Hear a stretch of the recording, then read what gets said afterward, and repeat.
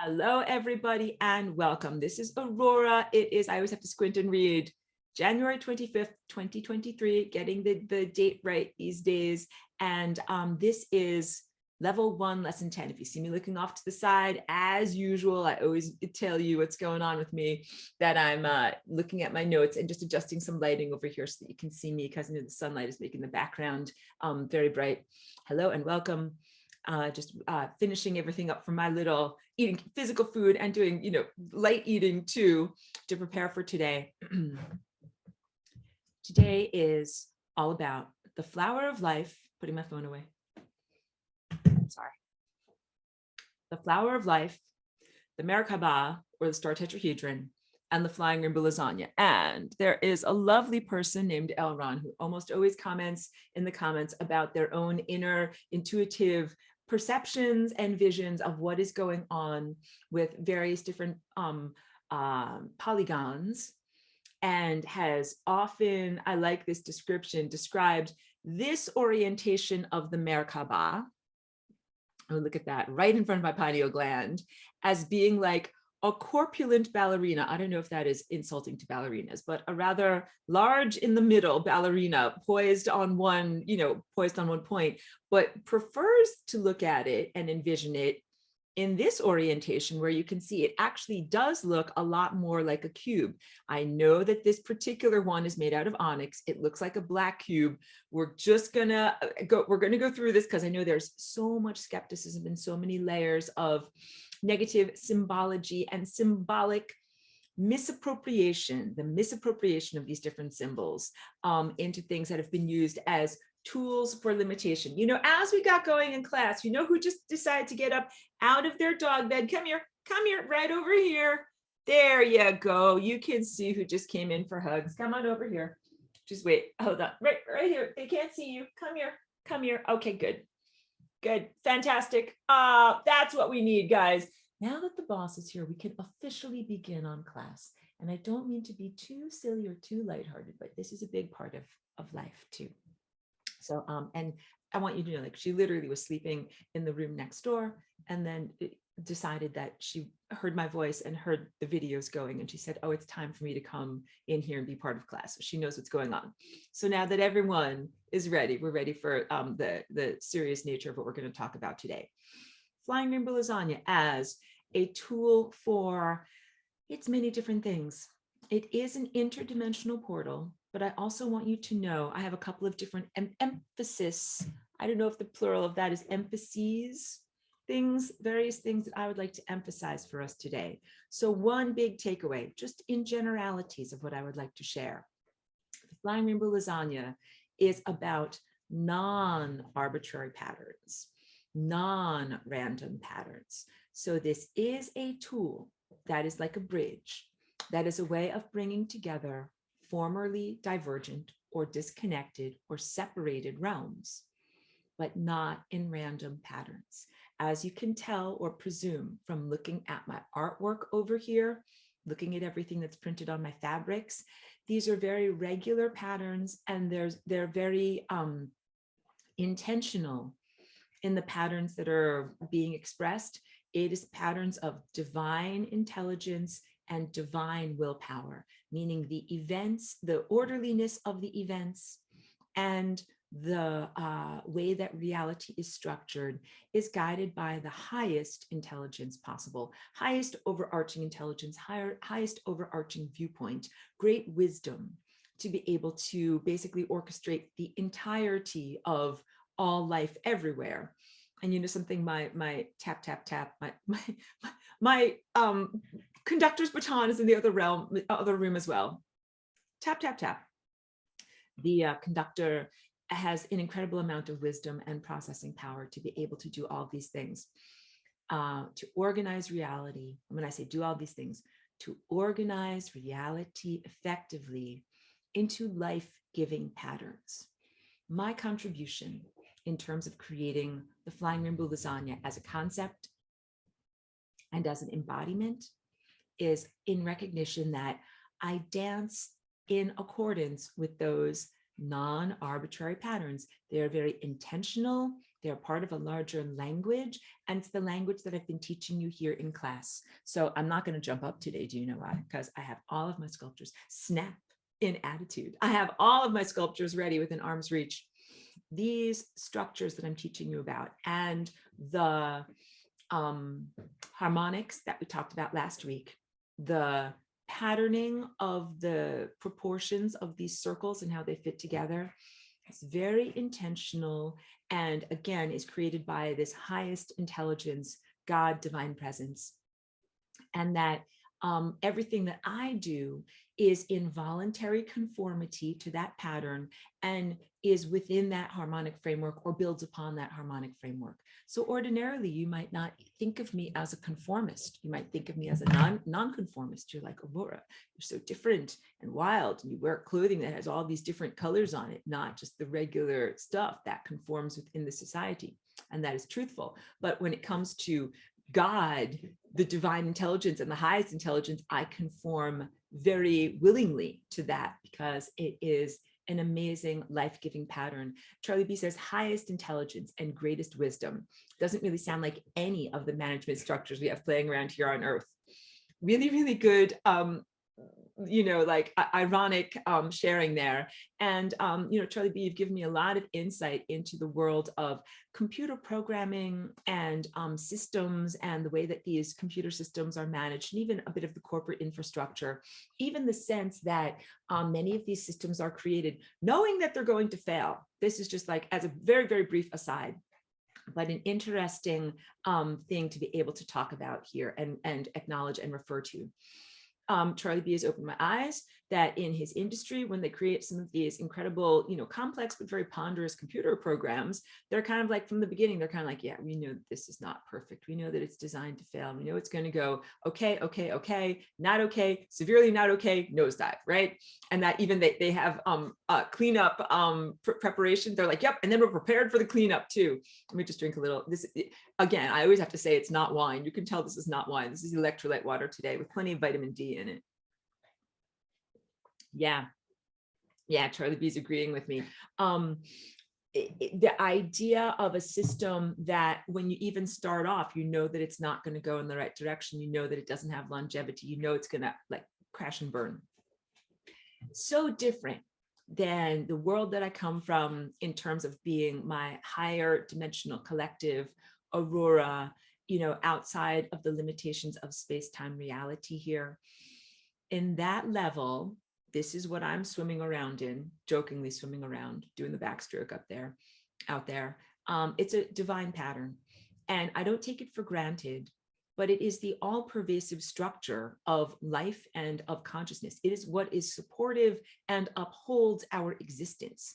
And our existence, in contrast to these temporary computer systems that are created in this world, as kind of like disposable, whatever. You could think of them as the Tonka trucks or like My Little Plaything, not the real deal, just like the smaller toy thing that people are working with.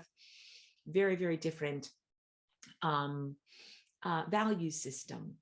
And yes, if you were going to lovingly handcraft a universe or a cosmos, you would want to make sure that the cosmic infrastructure was put together well. And that is exactly what this divine, godly, highest intelligence does.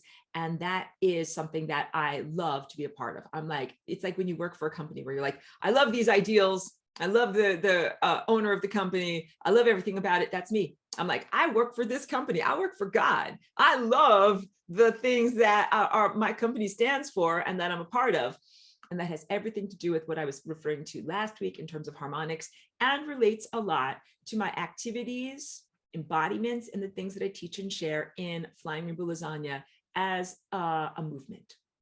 So what I teach about in this class, because you guys know I teach this class, it's mainly for your intellect, and it's certainly an important aspect of food or nourishment. And your intellect is a gatekeeper, and learning these things is the beginning of changing on a DNA level. And I also teach like the actual dance of how to move in doing these things.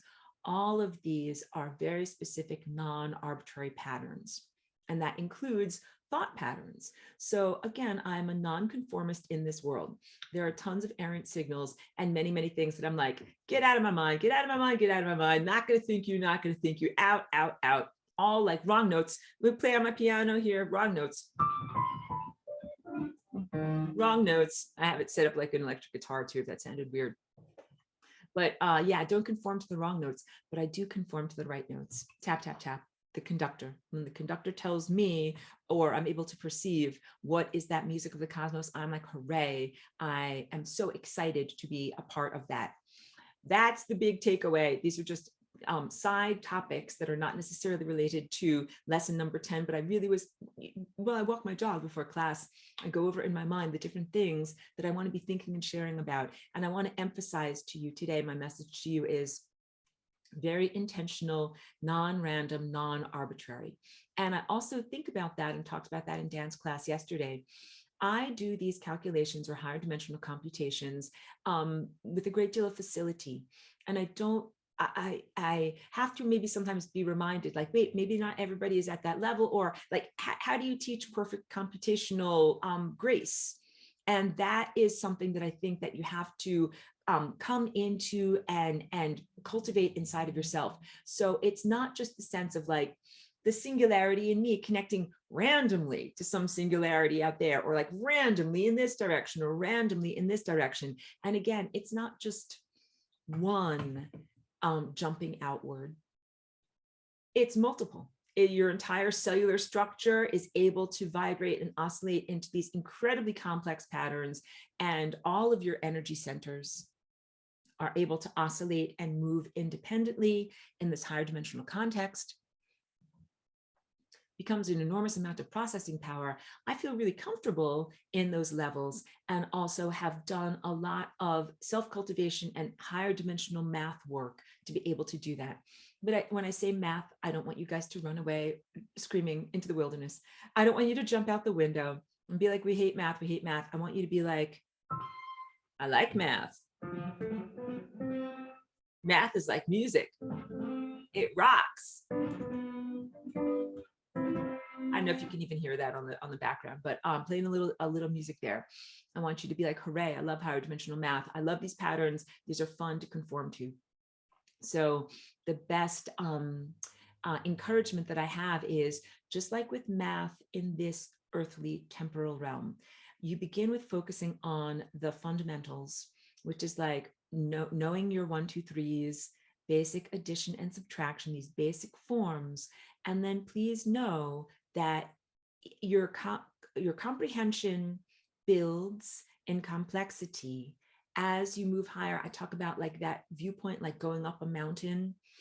As you gain more coherent love, as you activate your higher insight up here, you don't just see things about other people. Like you see, like, that guy's motivated by this, or that guy's lying, or that guy's doing this, or that guy's doing that, or that guy's doing something good, or whatever are the intentions. You don't just read people like a book in terms of their intentions like that.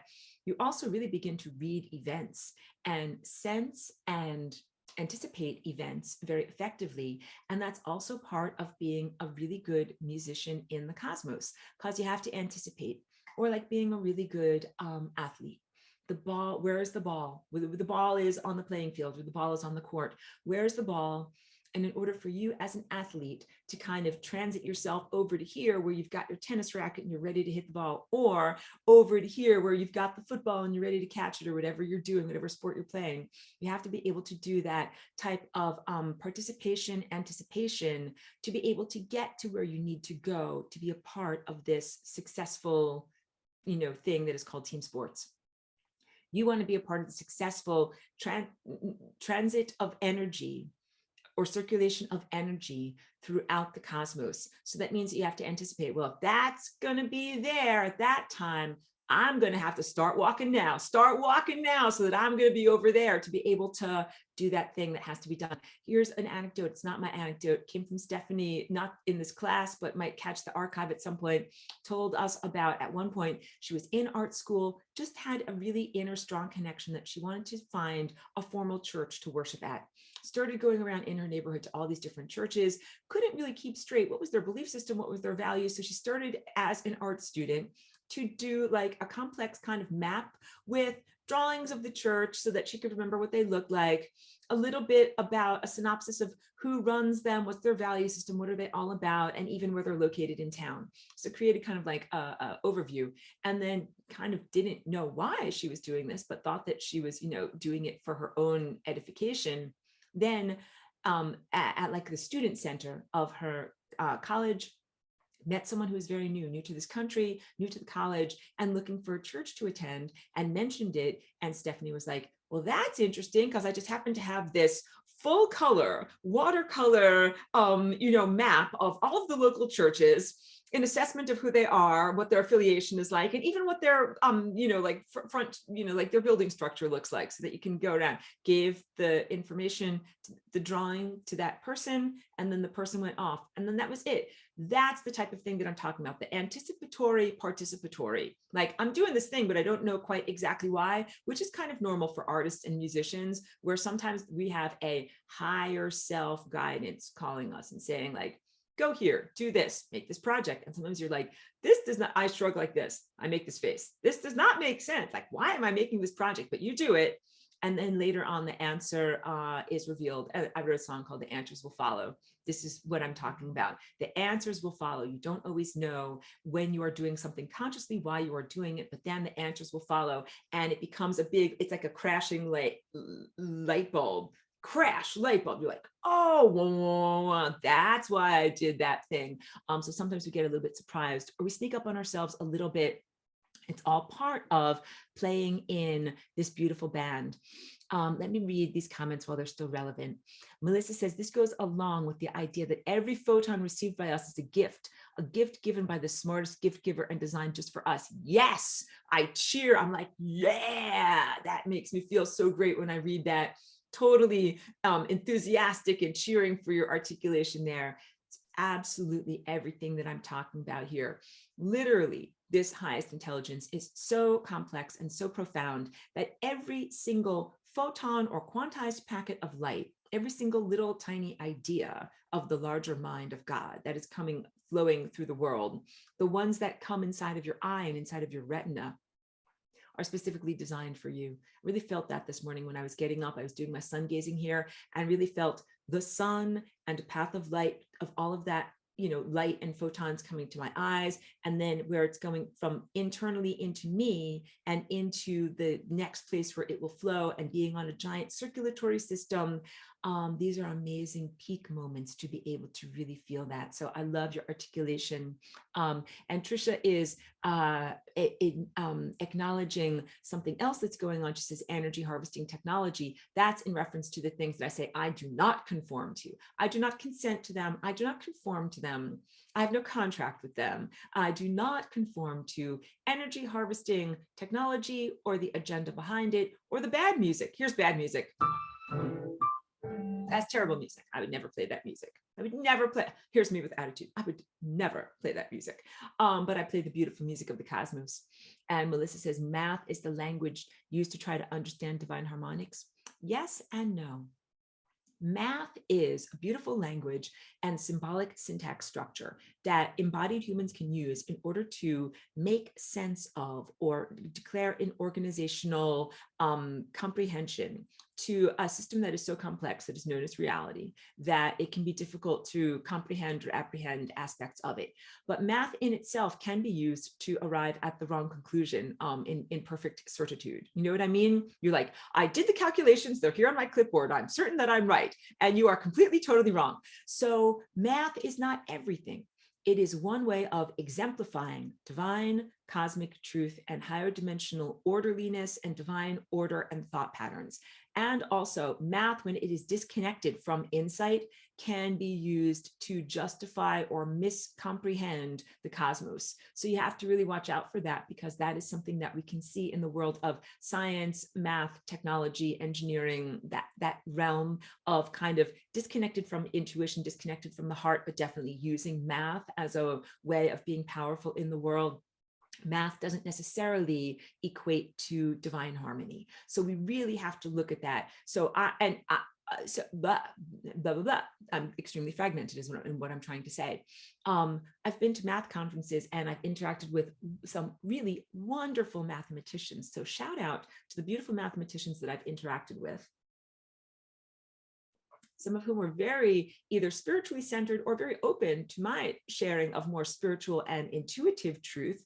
And they were very much interested in what I had to share, and imbuing math with those levels of responsibility. Because sometimes math is looked at as like, throw it out the window, do some calculations, throw it out the window, calculations, throw it out the window, not really looking at math as something that is in aliveness, that numbers are alive, that they have a relationship to our living presence and what we're doing, and or even the calculations of the events of your life, and that they are sometimes just seen as building blocks or markers for something that is real. Like I have three of whatever, I have three oranges, I have three potatoes. The number three is not the oranges or the potatoes. The three doesn't matter, we don't respect it, but we respect the oranges, the potatoes, the commodities that they represent. But I'm like, no, I love number three. Respect number three or number four or number whatever it is.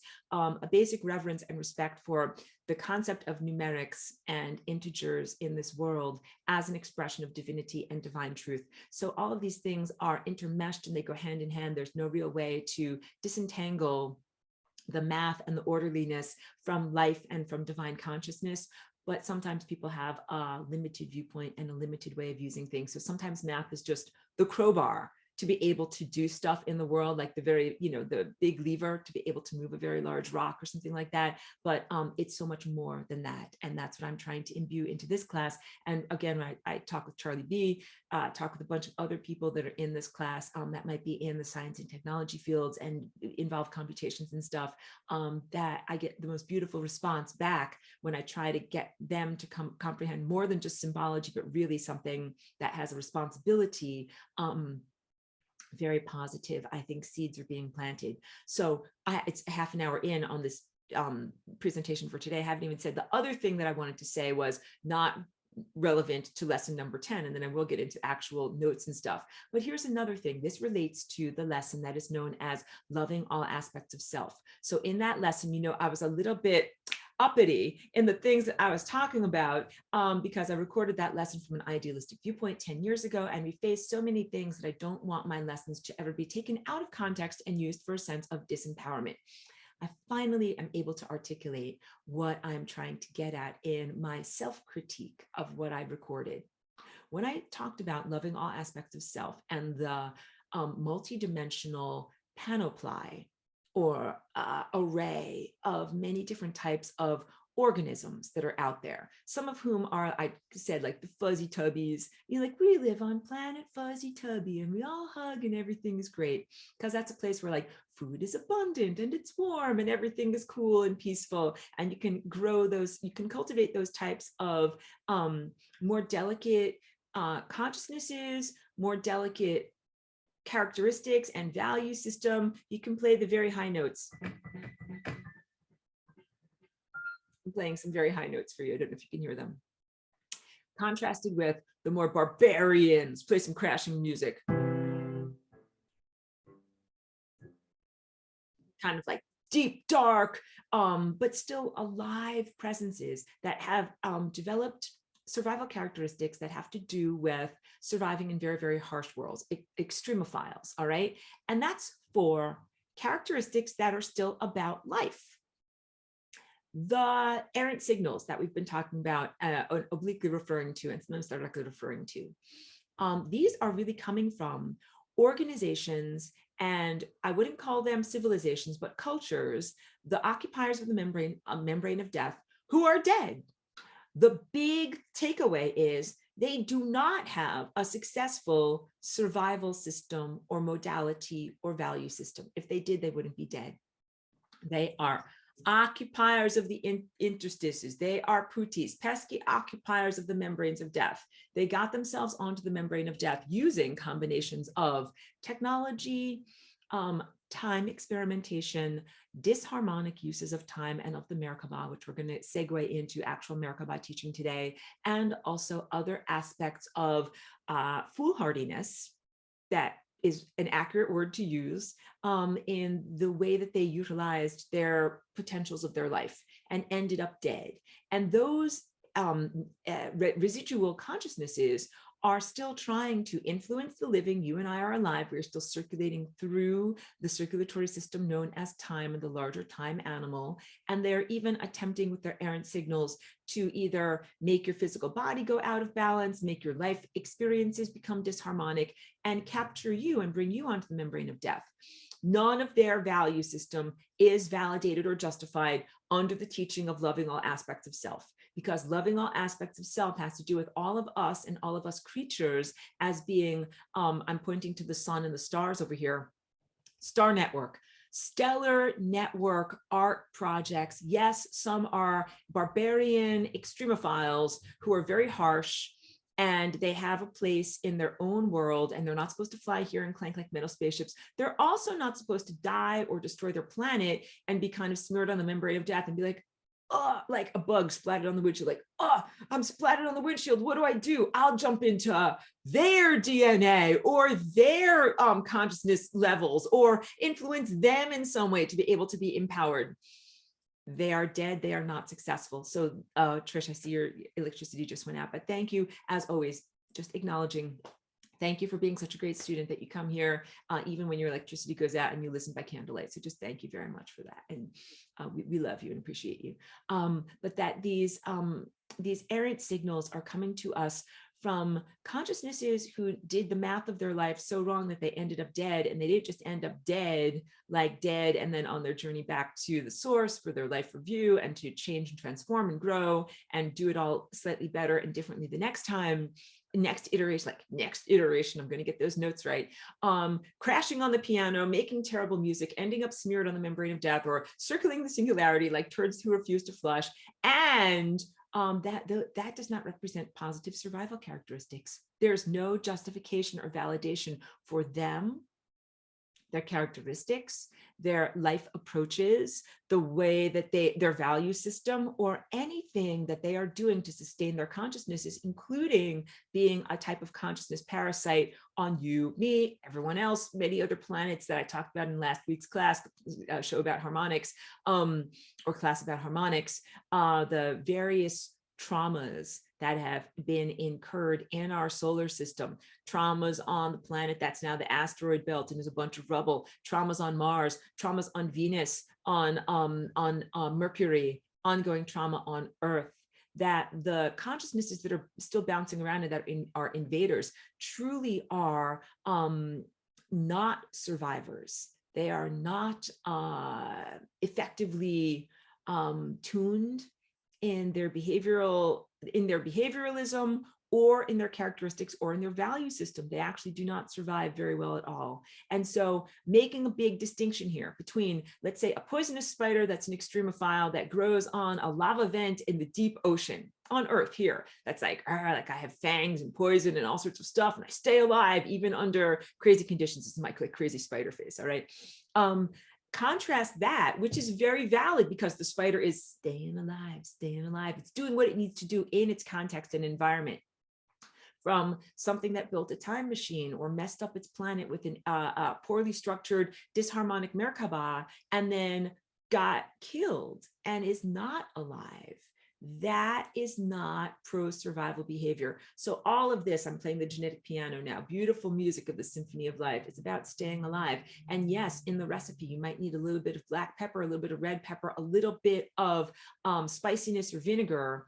And in your own personality characteristics, you might need a little bit of spiciness, meanness, something like that, you know, for those times when you need to be like, yeah, like get the F away from me. But that is appropriate to surviving. And these things have not actually been doing what is appropriate to surviving. Miss Cheeky is back over here. And I just want you to know, even little Cheeky over here, who's like a very, very sweet, loving dog, I call it Grr. Sometimes she's got some GRR, like Grr. Very, very nice, loving little dog. But when she's like, grr, it's usually when she has like a BONE and she's like, don't take my bone, grr. So a little bit of that is good and is pro-survival. But blowing yourself up with a fake Merkaba and smearing yourself across the singularity, that is not pro-survival at all.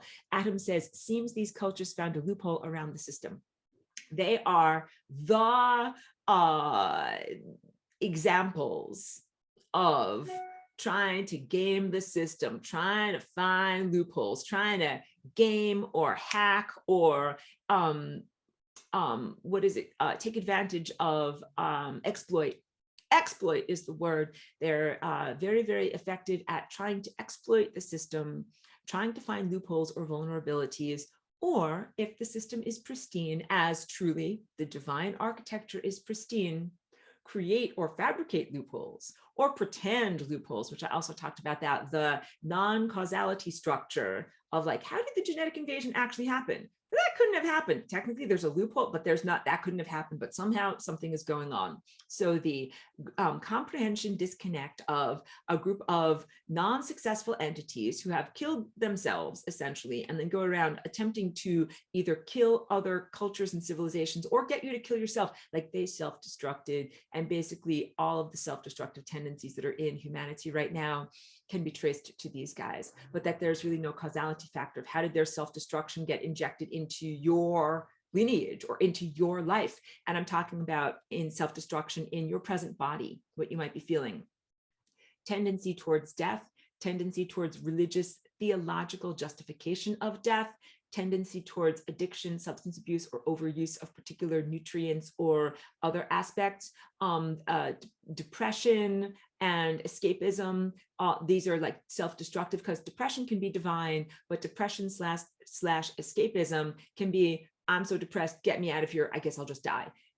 Those are all the self-destructive qualities that have literally been injected into humanity, that those are actually not native to who you are. Those are not your factory settings at all, but that those come by way of these, again, I can't even call them cultures or organizations, but they are somewhat, long-lasting presences in the membrane of death that have been sustaining themselves, but not very successfully. So it's actually not a successful ploy, and that is their temptation. And it's actually, I'm going to get into the notes very fast, but that's just as a cautionary tale. The ongoing temptation that they present to humanity through these errant signals are just die. I know you've got a beautiful biological body, but just die. You can be cloned, or we'll save your DNA, or we'll upload your consciousness to a virtual reality fantasy land, or you'll live on the membrane of death, or you'll have some kind of reverberation that can last for millions or an uncountable number of years, and you'll kind of keep on going, and it'll be kind of like an ersatz life, imitation of life, and kind of like a wheedling, cajoling justification for letting go of or getting rid of or destroying your incredibly valuable Stradivarius violins. You guys all have, Stradivarius, the best type of instrument, the most finely crafted. And they will be like, yeah, your stupid Stradivarius, throw it in the trash and come over here and play this, electronic violin simulation. Like, you would never do that, of course, if it were presented in that way. So no, I come here and I, say these things because as I go over my class lessons from previous years, I really do constantly reconsider them as an extremely responsible teacher to be able to say, is that accurate? Is that still relevant? Is that still salient? What is my self-criticism? What's my self-critique?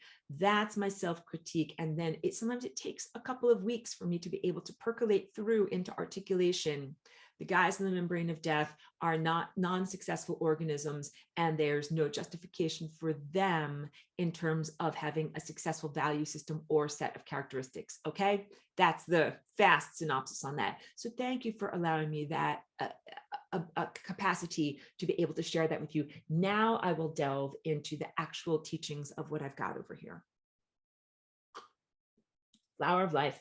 You guys already know what the flower of life is. I can pull up a picture of it. Let me, hold on a second. Let me organize my screen here before I always say, like, let's share the screen and I have to X all these things out. Let me X some things out before I get going on my imagery for today. Hold on. I know, squinting and scrolling and making funny faces. All right, let's get going on some imagery for today. And also, oh, so sorry. I'm going to use my magic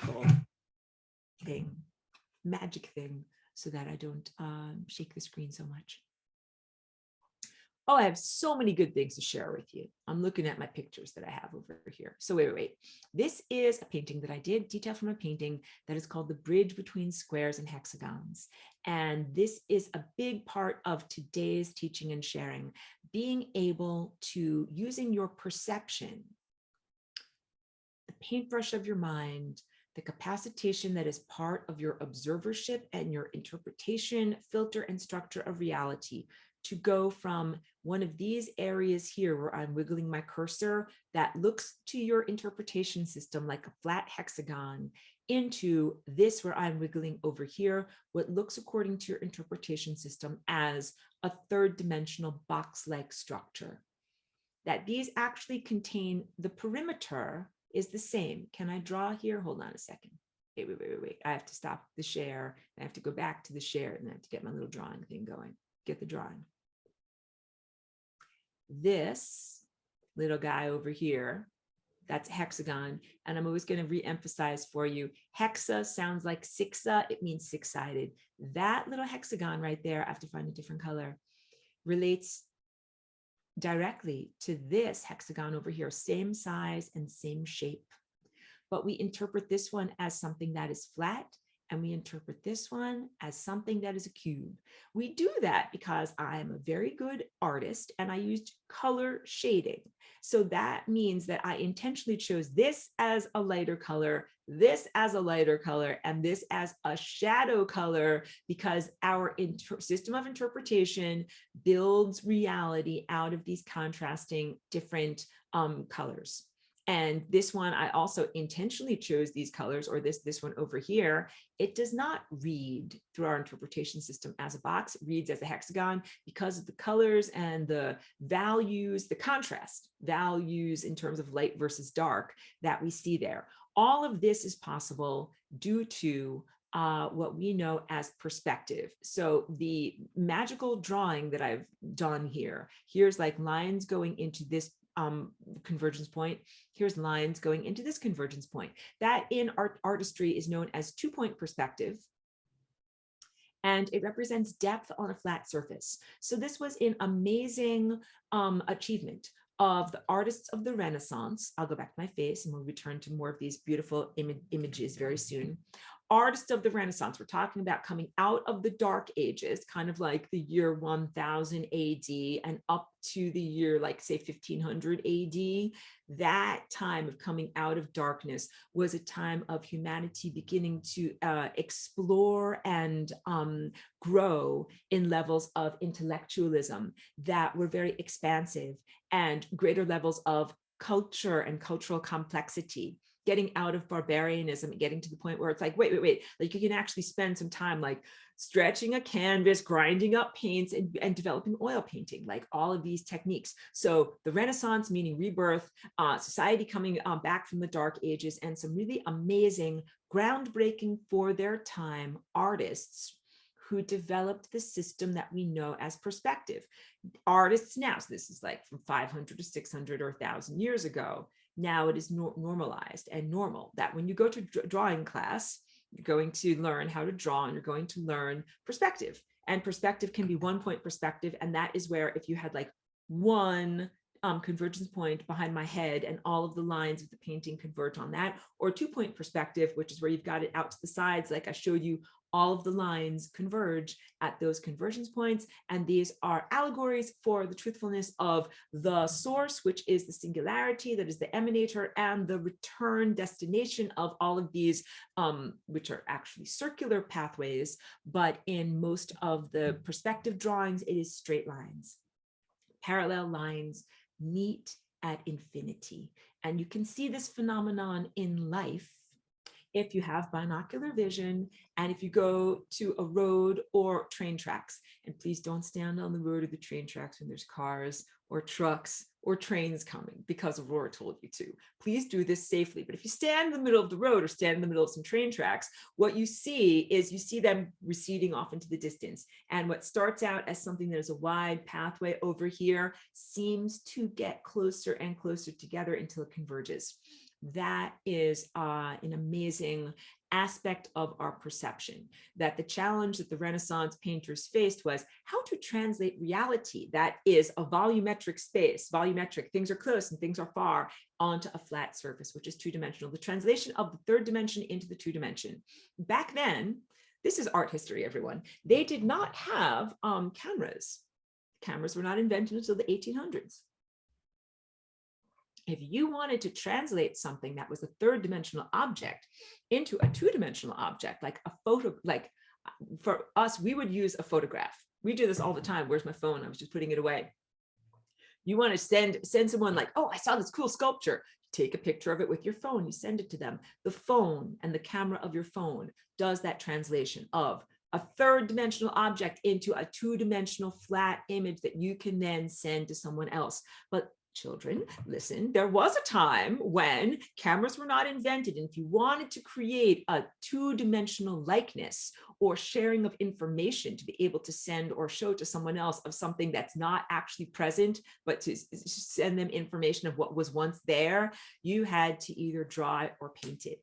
And that meant that the human was doing the job that we now outsource to cameras, and even the camera that is here, like camera of your film camera, camera now of your cell phone, camera of your Zoom video. So you guys know that I actually have, do you guys know I have a three-dimensional face? I do. If you met me in reality, I would have a three-dimensional face. But what my camera is doing right now is flattening out my face and turning it into a bunch of information that's actually a two-dimensional screen. But because you have grown up from the moment that you were a little tiny child and developed the wiring of your eyes, optic nerve, and occipital lobe, you have learned to interpret flat things as if they are a window that you're looking through. You get it? Like we give little kids books, pictures, images, and even now sometimes like baby iPads that children know, like it's a flat surface, but I'm looking through it as if it has depth, as if it's a window or something that I can dive through. Hold on, I'm pressing buttons because I did something with this and now I have to just X a lot of things out. Life's crazy.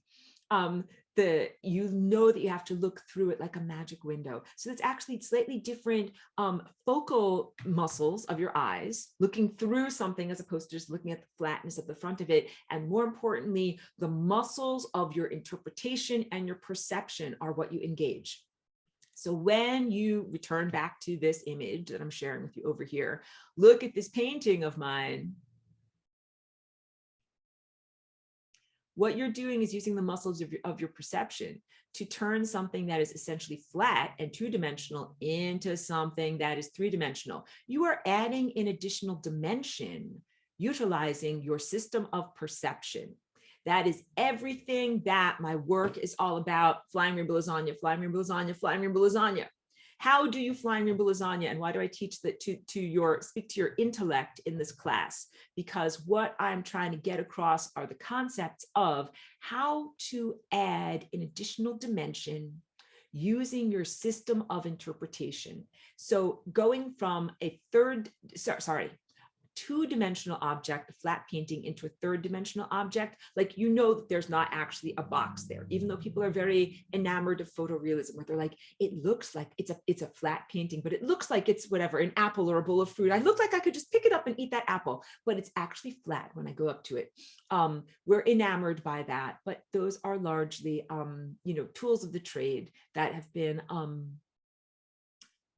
perfected over photorealism, meaning a human is able to translate something that is third dimensional into a two-dimensional painting object that you can then look at and then reinterpret it as a three-dimensional object because of blending and shading. All right. And also, just as a brief aside, because we're doing art history here, some schools of art that are a little bit more formal, before, let's say, the profusion of cell phones and cameras and everything, they really required, like I talked to you about, working from a model from life, that if you're going to draw a face, you should have an actual model sitting in front of you, and you get to see what the planes and structure of their face is like, and then the artistry is in interpreting that into a flat object. Very, very different than working from a photograph. So I will say, like, you can kind of tell, like when someone takes a picture of a person's face, you take a picture, ding,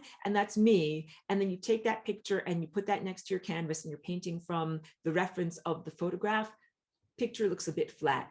That there really is something that is very magical and volumetric of being in the presence of the physical object that you are painting, and then being the interpreter to turn it into a two-dimensional object that has a sense of form and volume, even though it's in a flat context, but you are kind of capturing the energy of three-dimensionality. And when you paint or draw from something that is already interpreted due to the monocular vision of a camera or something like that, it's already done the work for you. And it has already translated those volumetric objects into non-volumetric lines and colors that makes it just less exciting and less, it's less juicy as an artist. So again, it's a mild judgment because I don't want people to be like, Aurora is going to hit you over the head like with a giant painting easel. Like, stop draw from life. I'm not that type of an art teacher, I promise. But it's a different feeling state, and you get a different likeness. And you guys also all know cameras distort things. You know this, right? Like, you can go like very, very close to the camera. It makes your face look distorted. When you're further away from the camera, your face looks more like how you really look in reality. It can exaggerate things. It can minimize things. The camera distorts things a lot. So this also goes back to like portraiture over the ages, like when you would paint a painting of the king and be like, let's paint an accurate painting of the king. Let's not, like royalty, or these are the famous people who were painted.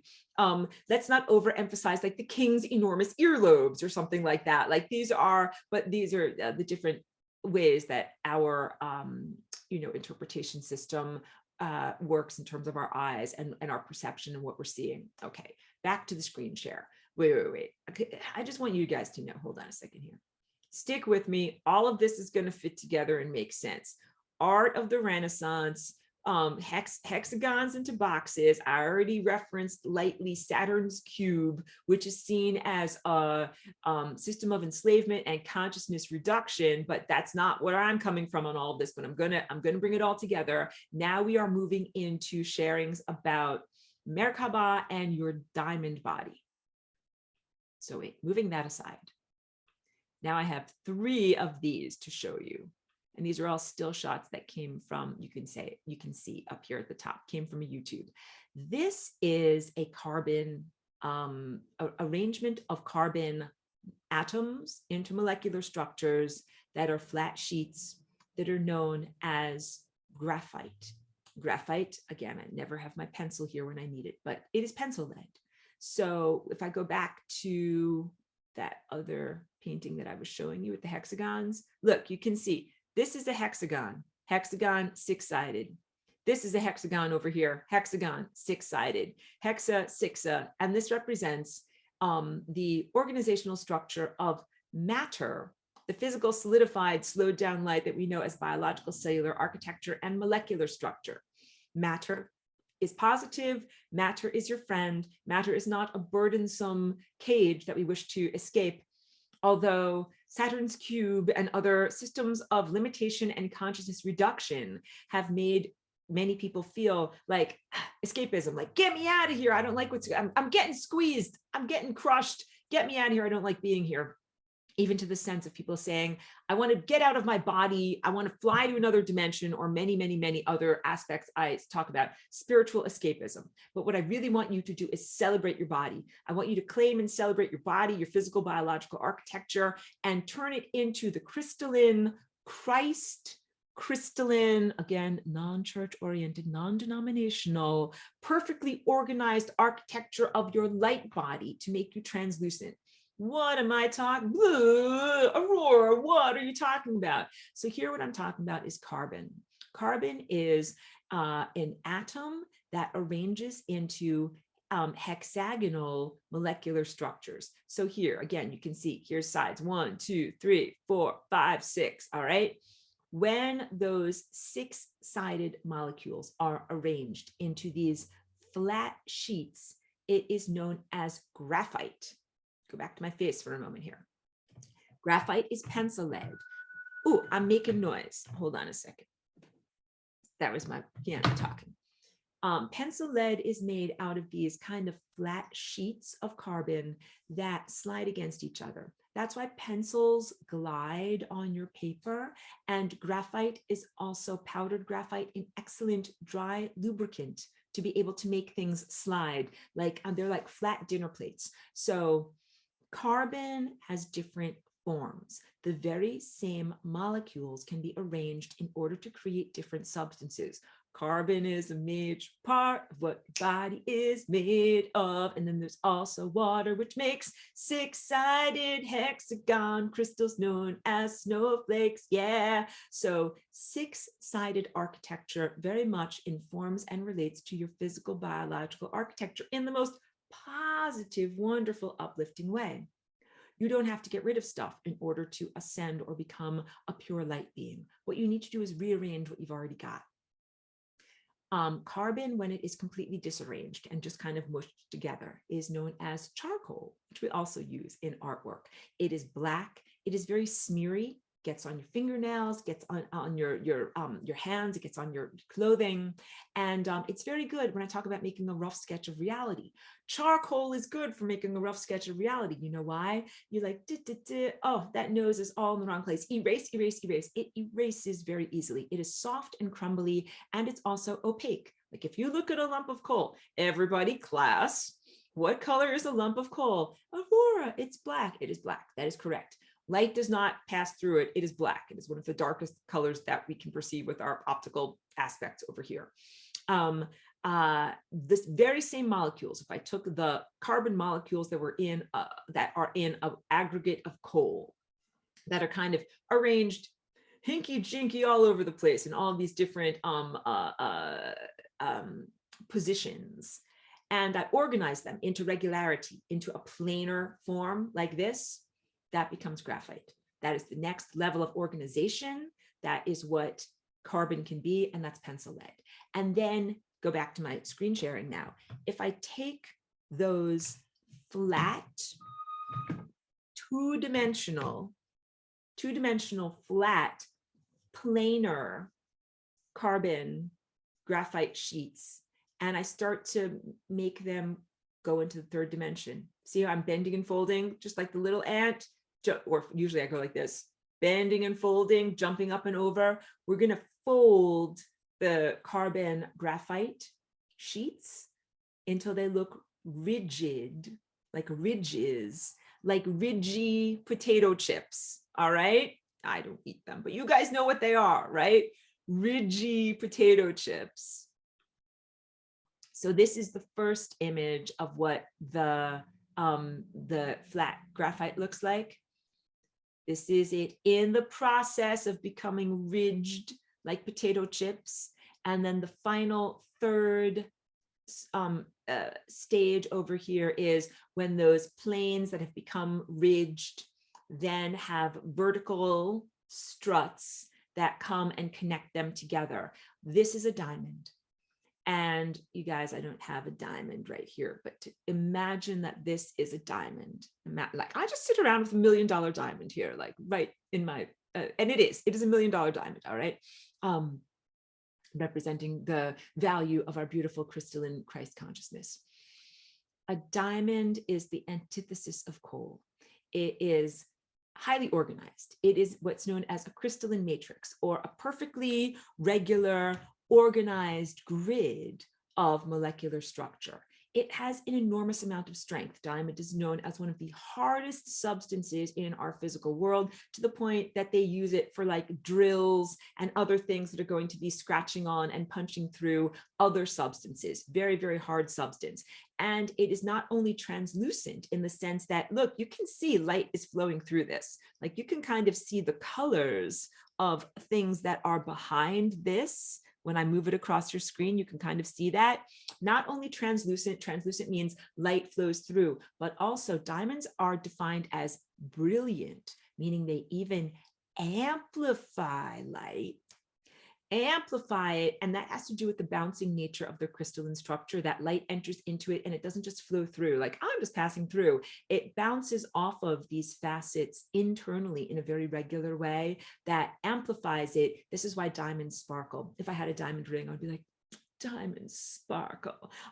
That's why they sparkle, because the light that enters into it actually bounces out with an enormous amount of energy, and it's actually getting energized, like it's bouncing out with brilliance.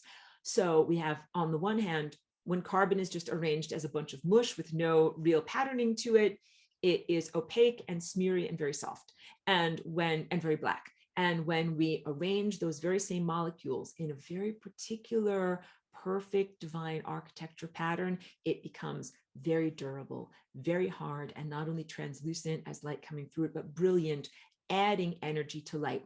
This is you. This is you on your journey of greater levels of spiritual growth and self-inner organization. As you might have started out with the molecular material nature of your material body, matter, being relatively disorganized, kind of just like blah, all over the place. You know, some of it's going this way, some of it's going this way, some of it's going this way. And through your aspirations, you are a spiritual aspirant, through your self-cultivations, creating greater and greater levels of organizational integrity in your biological structure, so that your body is not something that is an impediment to light, but that it becomes translucent and even brilliant. This is known as the diamond body. So I use some of these words that are from the teaching systems, value systems, and even religions of what is, it's Asia and India. I call it the Far East because that's how I'm in the West, quote unquote, and they call it the Far East. But I know we have some beautiful viewers that are in the East, so it's from your neighborhood. That world and the master teachers from that area of the world talk about the diamond body. It is also known as the Vajrayana body. Let's write it out for you. I type it out. Hold on a second. I have to press a button. Type it out because this one is, I think, might be interesting for you to research if you're interested. Vajrayana. I think I have that correct. Diamond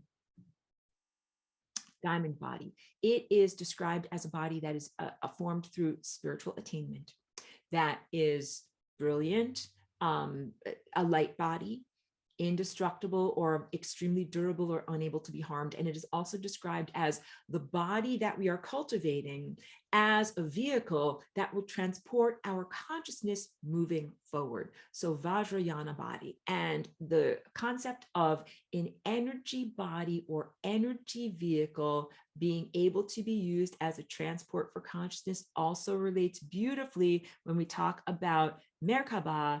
Merkaba, just as a refresher for anyone, because I have several different classes that are, lessons that are all about Merkaba. Merkaba. These are actually sacred phonemes or very, very ancient sound symbols that come to us from Atlantis, ancient or concurrent Atlantis, by way of various mystery schools and traditions, some of whom came through ancient Egypt. You can hear the words Ka and Ba, also relating to the Kaaba, which is the black box that is perambulated around in Mecca for the value system and religion and philosophy that is Islam. And the Kaaba is a giant black box that is, shaped kind of like this, but big, and it has a piece of a meteorite inside of it. I'm not aligned with that value system. That is part of the things that people look at and they say, those are the limitation value systems. Those are the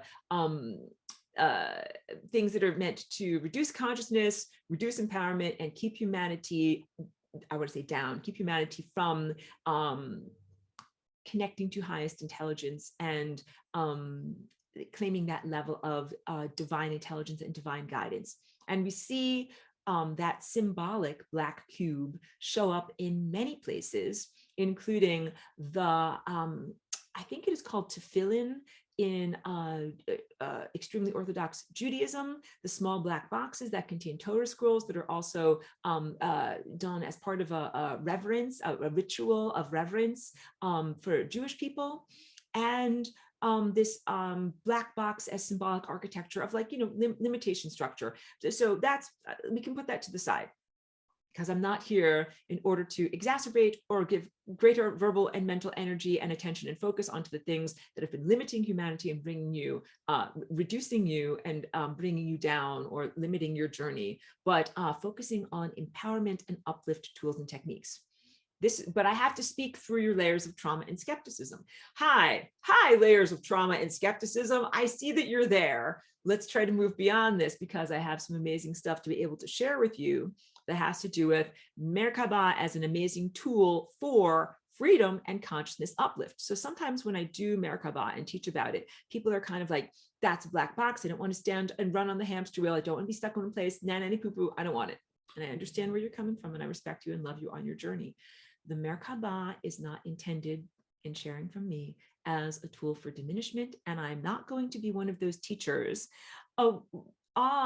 similar to an extremely withholding grandmother who says, I'm only going to give you part of the strudel recipe, but not the entire strudel recipe, because I want you to be diminished and I want you to have to come to me and say, Grandma, make me that strudel because I'm just no good at it. So now we're talking about the flower of life. Do I have an image of the flower of life on my share screen? Hold on one second. Go to share screen and see what I've got over here. Yes, I do. Okay. So wait, now I've done this picture. Now I X out all the things that I've done. I've done this picture. Done this picture. This is a very good sketch that I did of human figure inside of a Merkaba, and you can also create Merkaba or star tetrahedron around your pineal gland, and I love to do that, and I encourage that. This is what I'm talking about over here. I'm going to zoom in. This is actually a screenshot from my actual class on Teachable. PS Teachable is changing its whole structure, and I'm going to have to, change my hosting and everything on there, where my videos are hosted, just giving you the heads up on there. I know it's a little bit blurry, but over here to the far left of your screen, you can see these line drawings that represent what people in what I loosely air quotes call the New Age community know as the flower of life. And the flower of life, in my notes, you will see sometimes abbreviated as FOL, flower of life. Flower of life as being a flat line drawing that represents, you can see here in this diagram, the beginning cellular architecture of the profusion of cells that happens as the end result of the moment of conception. So to the far right within that diagram, you can see the original egg or ovum that is being fertilized and then splitting through the process of cell division into 2 cells, and then splitting again through the process of cell division into 4 cells, and then splitting again through the process of cell division into 8 cells. It splits and it splits and it splits. It keeps on doubling and doubling and doubling until it creates this amazing initial group of cells that is 64 cells. And that the cells are translucent. And when you look at the way that their cell membranes overlap and fit together, you see these line drawings that are here to the left. Again, I recognize they're slightly blurry on your screen. You're probably squinting and having difficulties right now. But that's what the flower of life is over here. So when I talk about grandma and the withholding grandma, like, because it's a German strudel recipe, no offense to Germans, but I'm imagining this very stern, strict German grandma who's like, oh, you want the strudel, right? Sure. Like maybe not being that lovey and huggy. Strudel. the grandma says, I'll give you the recipe, no problem. You take a bit of flour and a bit of water and you mix it together, and then you add the apples and the cinnamon on top, you roll it up, it's done, right? Guys, that is not how you make strudel. That whole process of making the dough is extremely labor intensive and very technical. You have to have your flour, your weigh out your flour. You have to have your water at a particular temperature. You have to have your proportions exactly right. You have to mix it up a certain amount so it produces a certain amount of elasticity. You have to let it rest. Then you have to flour your surface. You have to have a giant surface. Then you have to roll out your dough on this giant surface. Then you have to let it rest. Then you have to fold it over. Then you have to let it rest. Then you have to fold it over. You have to do this 10 million times. Then eventually you roll it out and you put the apples in the middle and you roll it up and you put it in the oven and you bake it. And that's how you get strudel. So if I said to you, well, here's how you make like a human cellular structure. Like you just slap a bit of this together and a bit of this together and boom, like you've got life. That is analogous to a grandma who's like, yeah, sure. Like I'll give you the secret family recipe. But I'm not really giving it to you. I'm like pretend giving it to you. I'm leaving out very, very critical information. That is what's been going on. Wait, I have a sculpture that's here, because I'm telling you, I wasn't going to jump up this class because I jump up all the time, distract you in getting my sculptures. So this is actually the very same sculpture that I have in my original classes. It's lasted 10 years. This is like this kid's Play-Doh clay. So it's pretty amazing stuff. This sculpture is what I'm going to teach you the true flower of life using this, because it is a three-dimensional object. Now you're starting to get it. Just like your system of interpretation that interprets flat hexagons as three-dimensional boxes due to your facility with looking at flat things and knowing that they're actually representations of higher dimensional objects. When you look at the flat flower of life line drawing, please know that that gives you part of the recipe, but not the entire recipe. And yes, the grandma who was withholding and didn't give you the entire recipe is kind of like a lot of these secret societies, or I told you, Merkaba and some of these ancient teachings were held in trust for our generation now. They came to us either concurrently or over the course of millennia from very ancient advanced cultures who are also concurrent. I know linear time language is not adequate to talk about this, but when I say held in trust, we come out of dark ages. We actually, the Enlightenment was actually the faux Enlightenment. It wasn't the real Enlightenment. It was just like the kind of Enlightenment. So there were a lot of things that if it was an overt teaching would have been suppressed by the consciousness reduction architecture, governments, religions, and other forms of behavioral control mechanisms that are like, oh, you've got secrets of the cosmos, I'm going to kill you. That's what they do. And or burn all of your books, suppress your research, burn your libraries. They do all of that because they're like, I don't want you to have the strudel recipe because I want to be the only person making strudel. And I want you guys to be the strudelless victims and peasantry of reality while I eat the most beautiful, amazing, well-crafted pastries. You get it? So there's been a lot of that. Again, I acknowledge and speak to your trauma and skepticism, even while we are in this moment of healing. So this is what we are healing from. And those secrets were held in trust, like in the safety deposit box of consciousness, because if they had been just out overtly, they all would have been eradicated. So a lot of these teachings, first of all, they were split into various different cultures, some in the Hindu culture, some in the Buddhist culture, some in the Native American culture, some in the Aboriginal culture. And I'm sure there are many other places too. I'm not articulating them. All over our whole world, every single different culture kept one puzzle piece alive. And this is the generation now when all of those aspects of truth are being brought forward in an unedited, unexpurgated way so that we can put the puzzle pieces together because we need them for this. Point to this painting all the time. This is birth of a new dimension.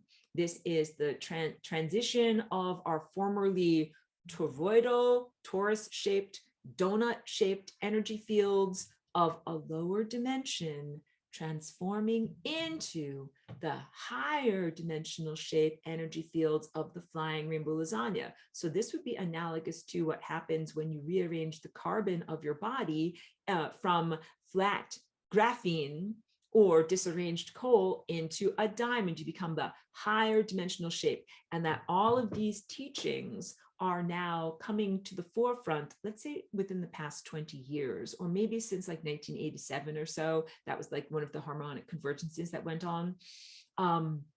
Everything from the translation of Mayan hieroglyphs. Do you guys know that up until the 1980s, when the Mayan hieroglyphs that were found, like in Central and South America, were not, no one knew what they were talking about. No one knew, like, what? These are funny pictures. Here I am, like, these are funny pictures. I don't know what it's talking about, like making a silly voice here.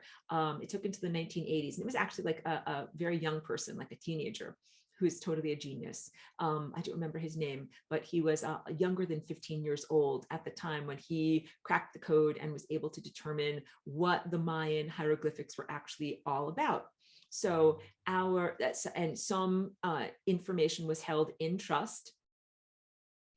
Thank you, Lucy. Thank you for being here. And actually, I've been thinking about you and praying for you. So thank you very much. Thank you for being here. I'm happy that we connected, even briefly through the class. Love back to you. Thank you. Mayan culture as being one of these places that held a very important puzzle piece about time architecture and about cycles of reality. And also, if you're interested in learning more about that, I constantly shout out for Jose Arguelles, not an alive teacher in the physical biological realm anymore, but left us some very, very beautiful writings, very, very deep stuff. If you want to look into that, and very good stuff about rewriting our calendar, changing our relationship to time, and changing our relationship to commodification of time. Really, some really, really good stuff. Not a total endorsement of everything that he wrote, but very, very worthy teacher of looking into. Puzzle pieces held by the ancient Maya, the translation of Mayan hieroglyphics, various other things that were usually held as secret esoteric teachings that were transmitted from guru to disciple. And this is a very positive thing in many ways, having the relationship to guru, even though I know that there can be a negative aspect to this in terms of idolization or having an intermediary between self and higher self state. Like, I always teach about tuning into your master teacher, but there have been many, many times when teachers had, like you have an earthly teacher and they have all this information, and there's a direct transmission of information and energy. You sit at their feet, they give this information to you.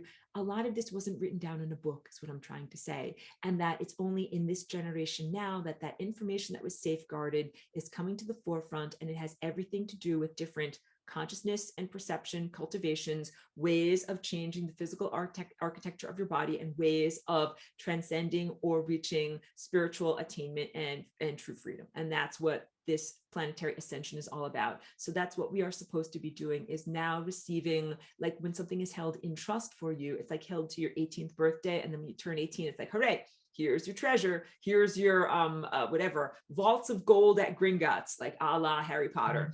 Here's the key to reality, now you get everything. That is what we should all be having. So when you are given a flat line drawing that looks like the flower of life, and I recorded this original lesson 10 years ago, and it was still maybe the flower of life, a little bit esoteric, but I did refer in that teaching to say that a lot of times you'll find it printed on like yoga pants or something like that. It's everywhere now. It's everywhere, and it's an information that cannot be suppressed. So what they did was they just chopped out some of the salient features of it. And what they give to you is a slice of reality, but not the total picture. So here's a slice of reality. This sculpture represents the negative space, negative not meaning bad, wrong, or harmful, but meaning the receptive space of this sculpture. So, okay, in my glass of water over here, the glass represents the positive space, and where the liquid goes is the negative space, is the receptive area that of spatial volumetricness. In here, you can see these kind of lobe shapes, 1, 2, 3, 4. But that's because the screen, the camera, is making this a flat two-dimensional thing, but there's actually 8 of them, 4 in the front and 4 in the back. This is what I have here in my Play-Doh sculpture from 10 years ago. 1, 2, 3, 4. But you know what? I'm holding on to these guys in the back. 5, 6, 7, 8. I've actually got 8 of these. So today's class, as I'm getting to the meat and potatoes, is really all about the integration in your perception and in your body expression of a matrix or grid, a crystalline grid that is based on 6s and hexes and 60-degree angles, and a square grid that is based on 8s and octas, and includes 60-degree angles, but also 90-degree angles. And this is how we really begin to comprehend the transportational and transformative nature of the Merkaba shape itself. All right. This becomes something that is not a limiting strudel recipe. When you know the entire recipe, this is not just running on the hamster wheel. So when I teach the Merkaba, some people are like, that's just running on the hamster wheel. And I'm like, no, guys, wait, because it's not just running on the hamster wheel. The initial teachings, and I've already done this for this semester on the Merkaba, is protective and nourishing force field. Yes, it is an energetic immune system that keeps out, we call it the crapola, keep out anything that is not love and above, keeps out errant signals, allows you to have a protected energetic zone that is like your own art studio that you use to create reality, that you have light that is nourishing and guiding and sustaining, that is information and intelligence that comes inside of you. That is the porosity of this shape and force field. Light, that is love and above, love tone, oh, you can come inside. And stuff that is crapola, that's the sound of crapola, cannot get in. So people that see me in my dance class, you often see me doing these motions like this. I'm doing this. Vertex is going around to the left. My vertex from my spine is going around to the right, and I am spinning my Merkaba. So it is a spinning, counter-rotating set of tetrahedra, which are equilateral triangular pyramids that have 4 sides. That's the first part of Merkaba.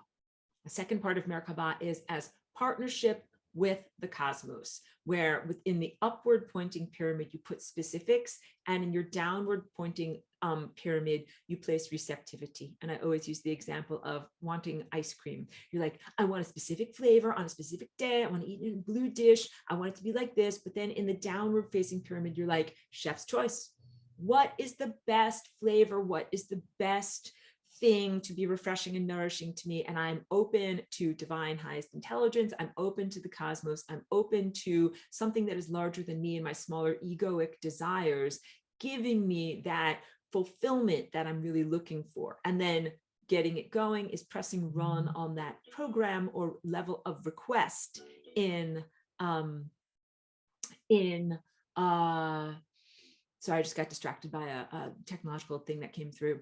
Level of request in your partnership with the cosmos. So first thing, energetic force field protection. Second thing is wish-making, partnership, and request with the cosmos. And the third thing is transforming from a star tetrahedron into an octahedron. I'm gonna jump up. I said I wasn't gonna jump up, but I'm gonna jump up. Where's my little thing? It's around here somewhere. I don't know where my little, here we go. Octahedron. This is an octahedron. Can we get it close enough? There you go. You can see it pretty well. It is the octahedron is 8-sided.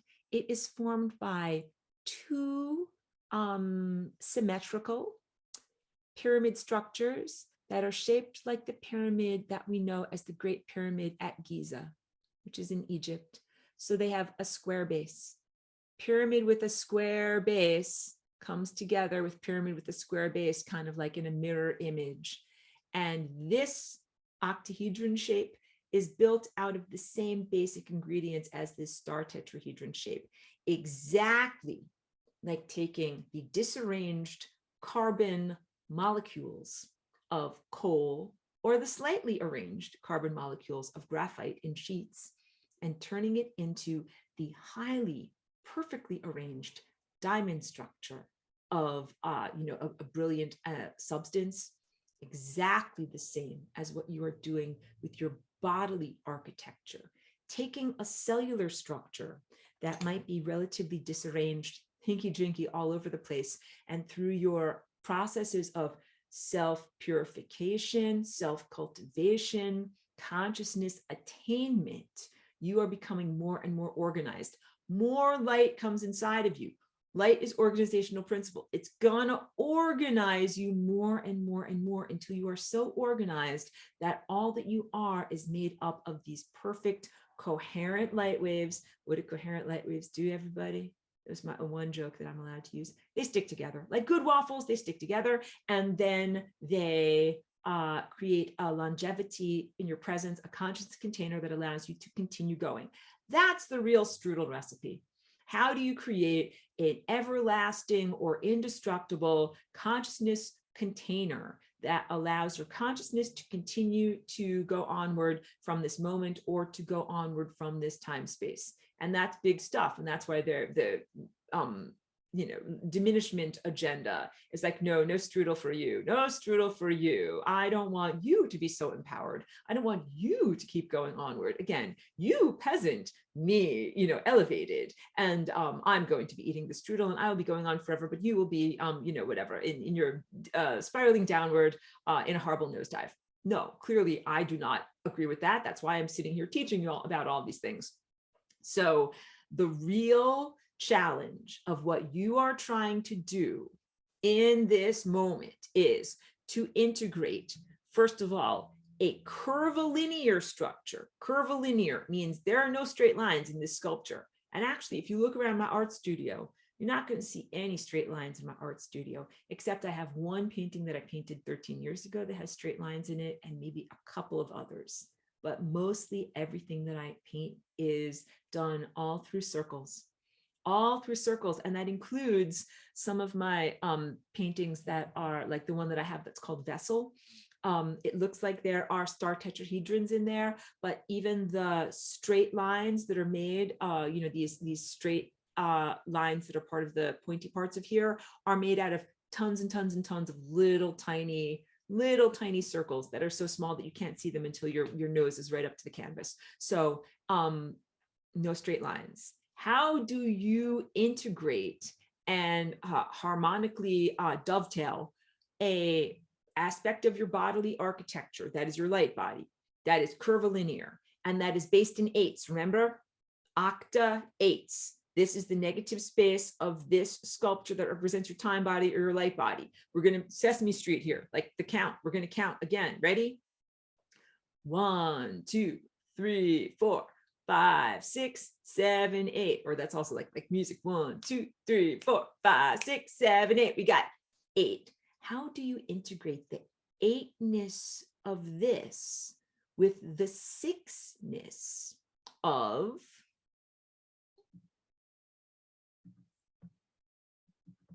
this? What's over here to the far left of your screen? Your biological cellular structure, which is beautiful and is not flawed.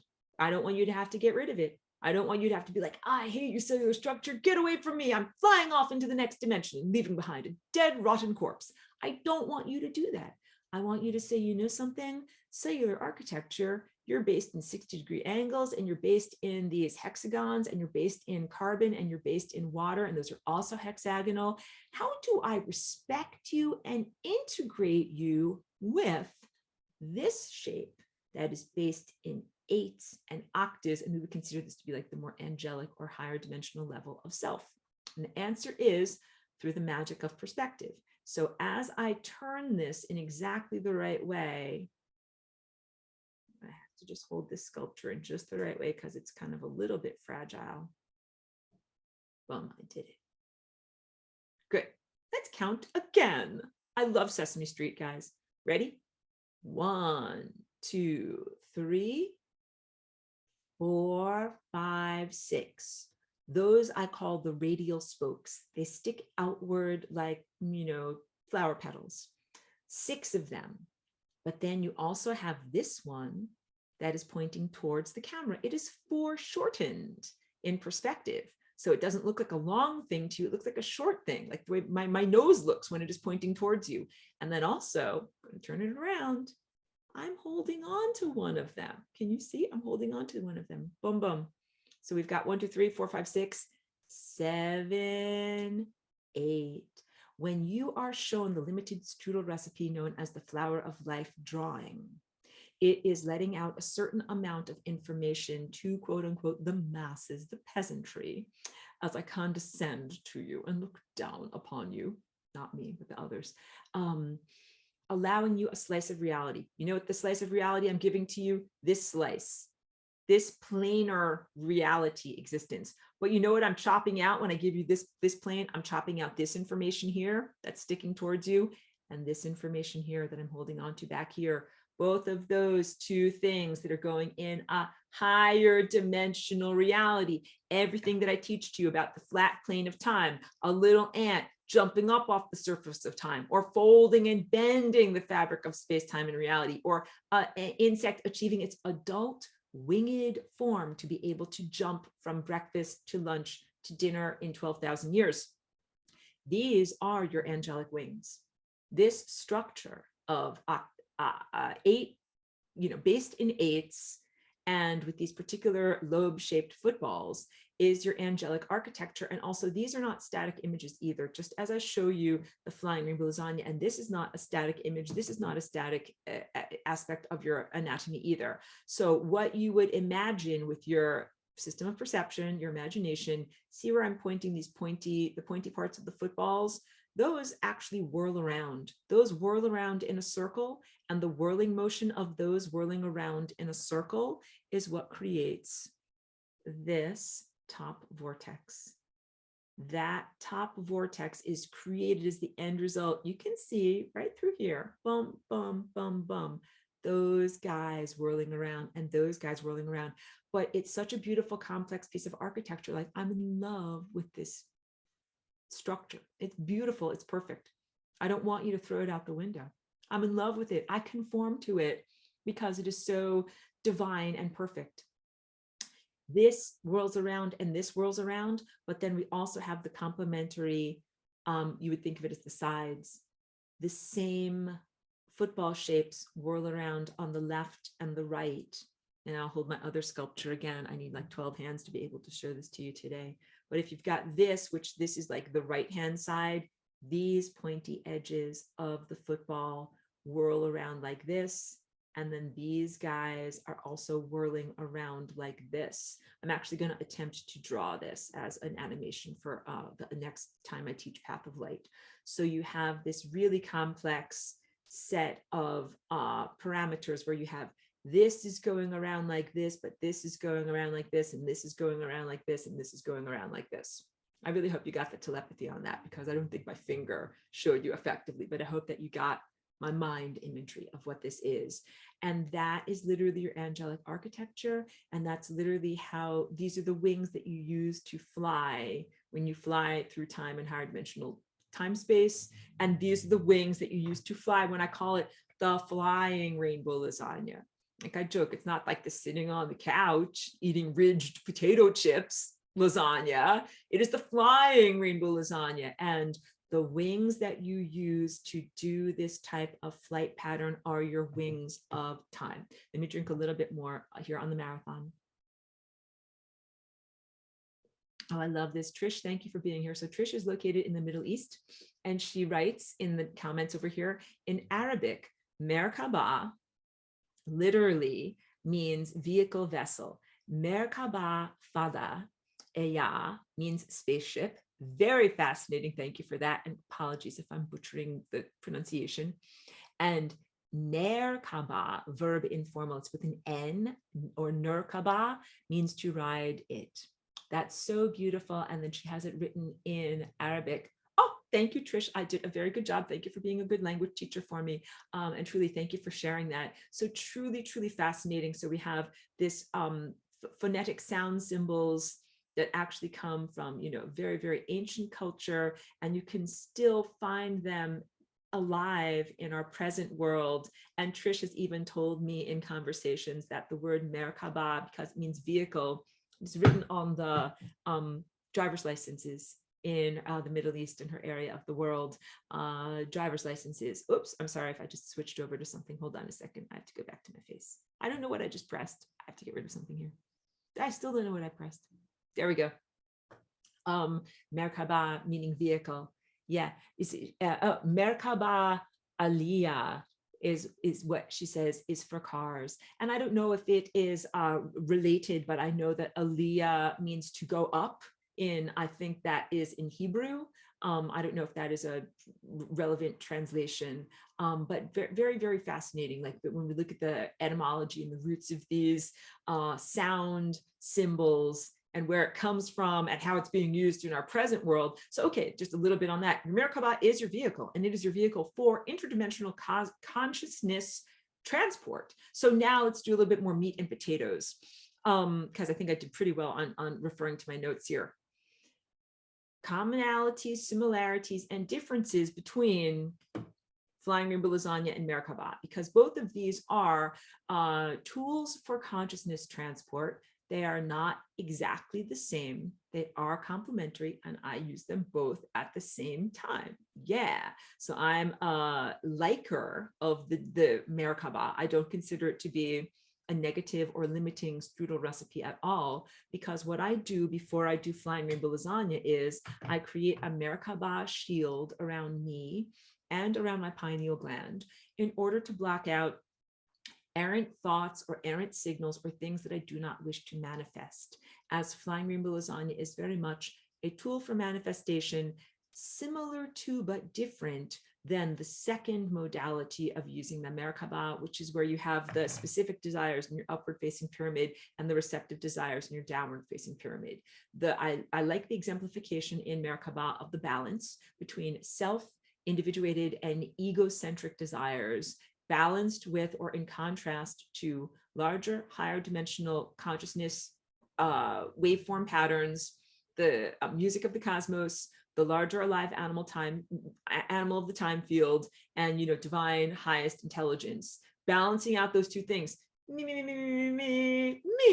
I love me, and I want to do stuff for me, but I also want to do stuff for everything God. That's the balance of the Merkaba. And that's because sometimes you're like me. I want ice cream. I want ice cream with attitude. But then sometimes the cosmos is like, I want you to have something, but it's not exactly what you want. And again, in all seriousness, a really profound spiritual teaching that I got, or guidance, was from being part of a sweat lodge many years ago in Woodstock. A lovely teacher, a lovely person who organized that experience, and said this many times in the lodge, and I share it here with you today as sustenance and guidance for you on your journey. Sometimes you ask for something from God, or pray for it, or ask for it from the cosmos. And you say, I really, really want this thing, and you don't get it. And maybe you're disappointed and your shoulders go down and you're like, I thought I was gonna get that thing. I'm mad, I'm sad, I'm angry, I'm defensive, I'm very poopy. And the answers it was said to me one time, many times, the answer is not always no. Sometimes the answer is not yet, right? Cosmos or God, highest intelligence, is saying not yet. Don't be disappointed. And sometimes the answer is, I have something greater in store for you. And as I say that, I get chills of confirmation. And I think that it's been very, very good guiding wisdom for me on my journey. It's a balance, like artistry. When I'm making something in my physical studio here, or when I'm making something in life, sometimes I have a clear desire and a clear vision of what I want. And like, I want it to be this way. And if it's not that way, it's like it's not this way, like the little, like the child inside of us can kind of have a tantrum. It's okay to feel that way, but the higher dimensional perspective is that you are part of a larger, complex embroidery or series of events where it might actually be better for that not to happen for you today. You might not actually supposed to get that ice cream today. It might be better to wait 2 weeks. Or it might be better to get a different flavor of ice cream, or it might be better to get that ice cream from a different direction than you expected. And also sometimes you get something even better than ice cream. These are parts of the wisdom that is accrued from the activity of being in manifestation partnership. And you're on your journey of manifestation partnership. You're like a miniature artist. You're like, I want stuff, I want to make stuff, I want to do stuff, and stuff reflects back to me, and then I learn from all of this stuff. I'm pointing at the sun in the sky right now, pointing at the sun on this painting. Sun in the sky is an amazing artist in all of its magnificent glory and complexity. is doing something very similar to us as smaller, fractal, microcosmic outgrowths, art projects of that larger artist. That larger artist is sending out light and creating all of these light form experiments, biological art projects. That's our cellular structure, and the beautiful flower of life patterning that happens here is a direct result of the sun creating this amazing capacity for us to have multicellular life. Like, we are definitely miracles and profound unlikelihoods of organization and complexity. I mean, I hope that my face shows the awe and reverence that I have for us being embodied, and also for the ecosystem and the world that we're embodied within, because we have to have earthworms. I got to have earthworms that are out there in my decomposition pile that are making stuff possible for my garden to grow, and microbes that are in my tummy that are digesting my amazing kale chips that I ate before I came to class today, and every other biological organism that is here that is also part of that amazing organizational, we would call it geometric, but it's not just of earth, but harmonic, divine, organizational texture is mind-blowing, is breathtaking, and is something to be revered and impressed by. We're the art project of an amazing artist. That artist is learning and growing too. Sometimes that artist is like, well, I meant for it to come out this way, but it came out this way, and that's not really what I meant, but I'm learning. And so the sun and the stars are constantly also like an artist. Drew it, it's not quite right, erase it, draw it in better, paint it better, continually evolving, continually fine-tuning the creative process, fine-tuning the outcome. And that's also how we can understand so much of what we are experiencing in the world. If it appears to be a non-perfect world, you have to comprehend that we are part of an alive, ongoing artistic expression that is in the process of becoming a masterpiece. And I also had once a painting teacher tell me, all paintings go through an ugly phase, like, don't give up. That's also, I think, very, very good life wisdom, because when you're an artist, you're painting, and sometimes you're like, this looks like a piece of crap and I don't like it at all, and I want to throw my paintbrushes out the window and give up now. But that wisdom comes back to me, and it says every project goes through an awkward stage, like awkward teenage growth stage, and then don't give up on it, keep going on it. And I also find the same thing with some of my music too, because sometimes I'm writing a song and I'm very self-critical, and I'm like, oh, this is crap, this piece of crap sounds terrible. And kind of like not making fun of myself, just being like very, very like whatever, negative. And then I'm like, well, something is actually not that bad, but you know what, it needs more stuff. It needs more instruments. It needs more editing. It needs more. Basically, if I gave up on it, threw it out the window, it would remain crappy or inadequate.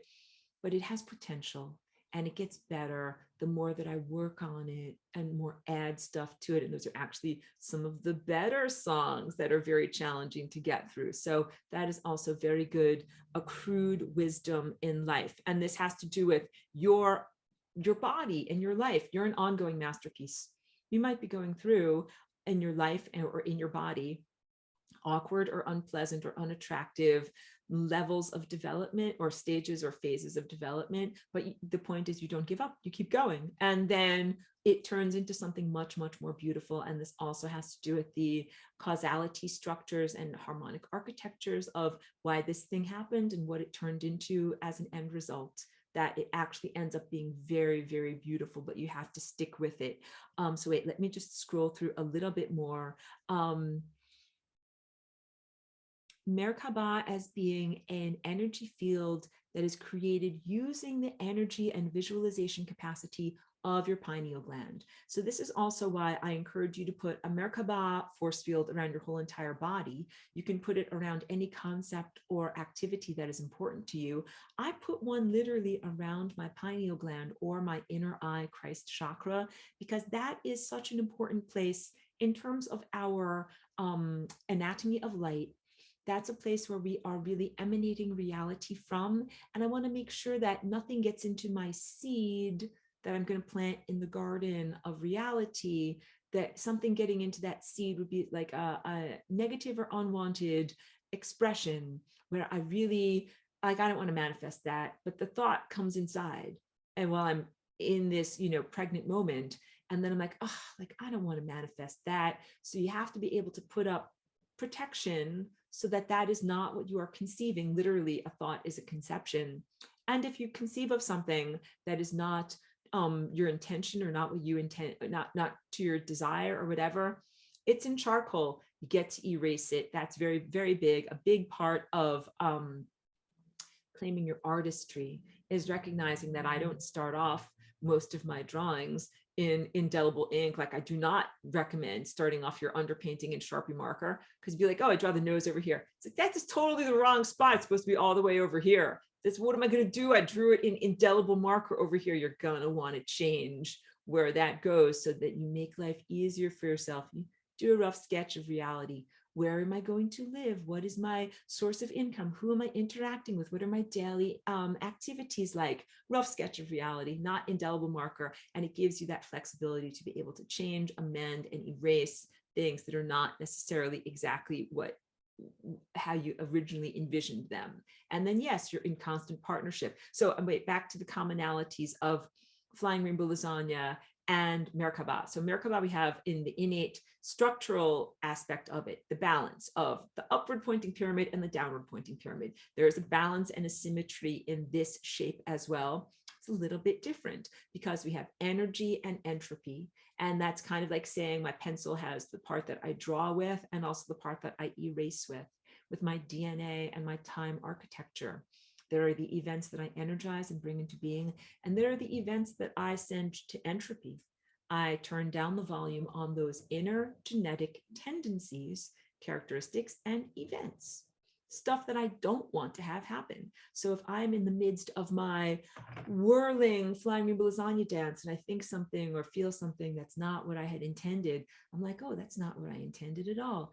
Turn the volume down, send it to entropy. How about what I inherited? I inherited stuff from family baggage, quote unquote, ancestral trauma, but also things from the person whose life I walked into. P.S. I'm a walk-in, in case you don't know that about me. So the first 27 years of the life of this body, I inherited all sorts of things from those years and the way that it shaped and formed this body. And I'm like, oh, I just moved into this house and someone's been living here for 27 years. And like, there's some like crazy crap going on. I got to fix that up because I am changing and shifting and responding to the causality structures that have already been established. But that I get to do that. I get to say, either I heal these experiences, or I turn down the volume on these characteristics or tendencies, or I bring these to a sense of resolution. This plus this cancel each other out into neutrality. You find the ways to neutralize things. So these are some of the aspects of Flying Rainbow Lasagna. I bring this forward because everything about my body experience here is meant to be an encouraging template for consciousness and your own development. You can say, Aurora came into a physical human body very similar to my body. This is you talking right now to yourself. Aurora came into a physical human body very similar to my body, and she was able to do blah, blah, blah with Flying Rainbow Lasagna and change and transform it.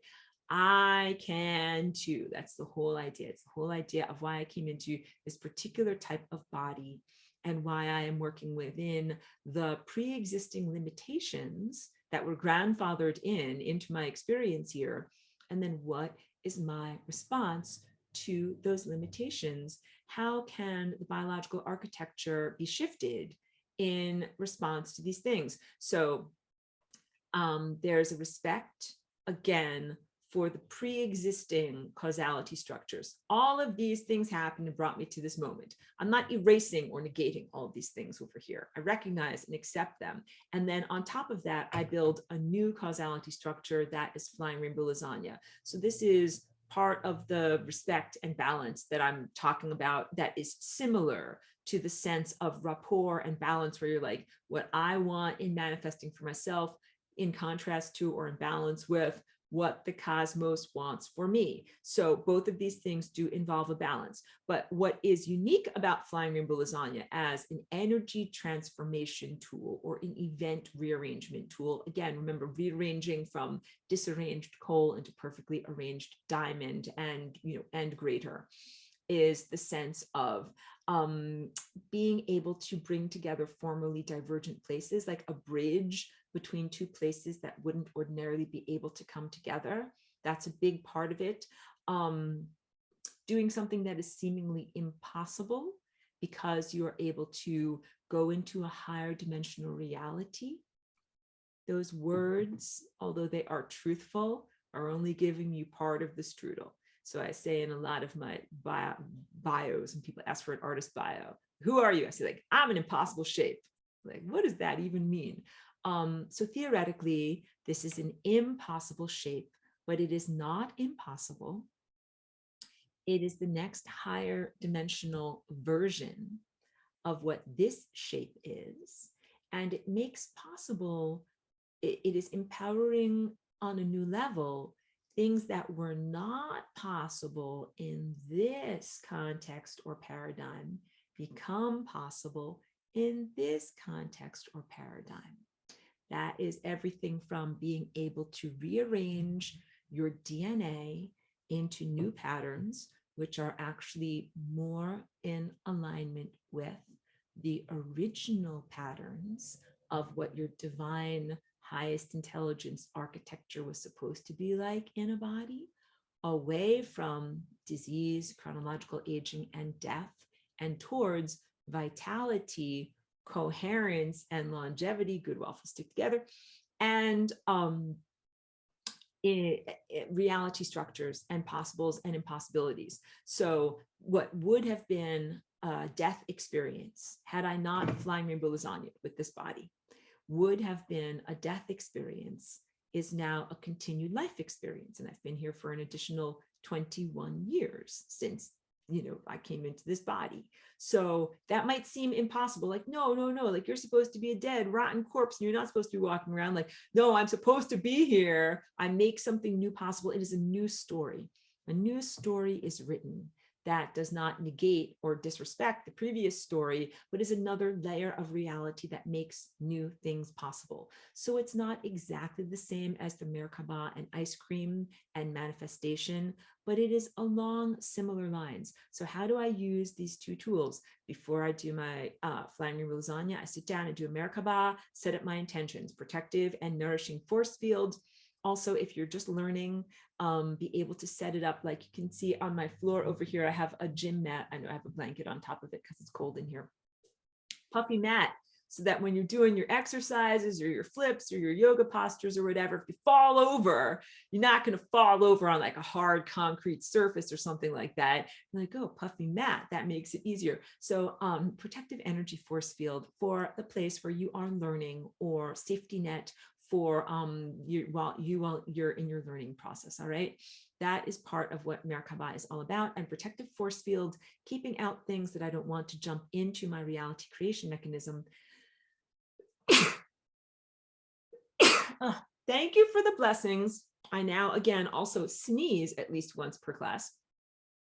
Merkaba as a way of creating like a protective, safe zone to be exploring and partnering and co-creating with reality. But then once I get going with Flying Rainbow Lasagna, this is its own formation. And again, in terms of energy, what we are integrating or respecting the differences between and the commonalities between the number 6 and the number 8, somehow these two grids are going to have to fit together. All right. And also, this is made out of straight lines, and this are made out of curvy lines, somehow integrating how those two things are going to come together. And that, do I have this prepared for class today? If not, I will bring it up squinting and scrolling, because I did prepare for class. I promise you, everyone, I did prepare for class. We just need to bring up one more thing. That is a painting that is called Merkaba Chakra 1 or 2. Squinting and scrolling. Is it here? Oh my goodness, it's here somewhere. Hold on. Sorry to do this for you. Sorry, but I'm not sorry. Oh my goodness. We'll get there because it's right here. Da, da, da, da. Share screen. This painting says it all. It is called Merkaba Chakra 2. Can I make it big enough for you to see this over here? So first of all, this is the full, complete chakra that has both a vertical apple-shaped hourglass shape and a horizontal hourglass shape. You can see that hopefully at the center of this painting over here. So you've got a vertical and a horizontal, and you have one Merkaba that is oriented like it's on ballerina up on point like this, but then you have another Merkaba that is oriented on its side like this. That these paintings are actually both really deep. And I don't know if people even are able to see the complexity that's in them and really know what's going on. Like here you can see the upper vortex coming downward into the central convergence point. And then I hope you can see these little, where I'm wiggling my cursor, little tiny silver dots that are creating the edge that is the star tetrahedron that goes up to this point over here. There's an integration between those two forms. Let me also see while I've got it going here in my artwork. If I have one more, that will be a good image for you. No, I'll get there. I have two of them that are labeled artwork. I'm sorry. Everyone's like, ooh, we like the scroll show. Good.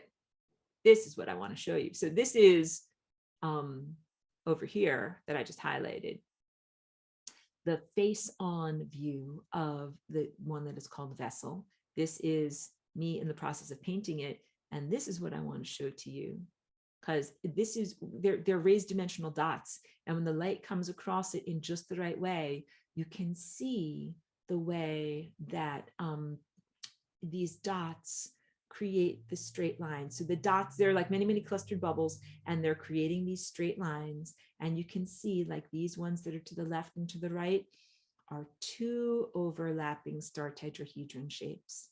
Here you have a single one star tetrahedron shape, and one chakra that is oriented vertically. First of all, this is called Vessel because it is getting along the same lines of Merkaba being defined as a vehicle.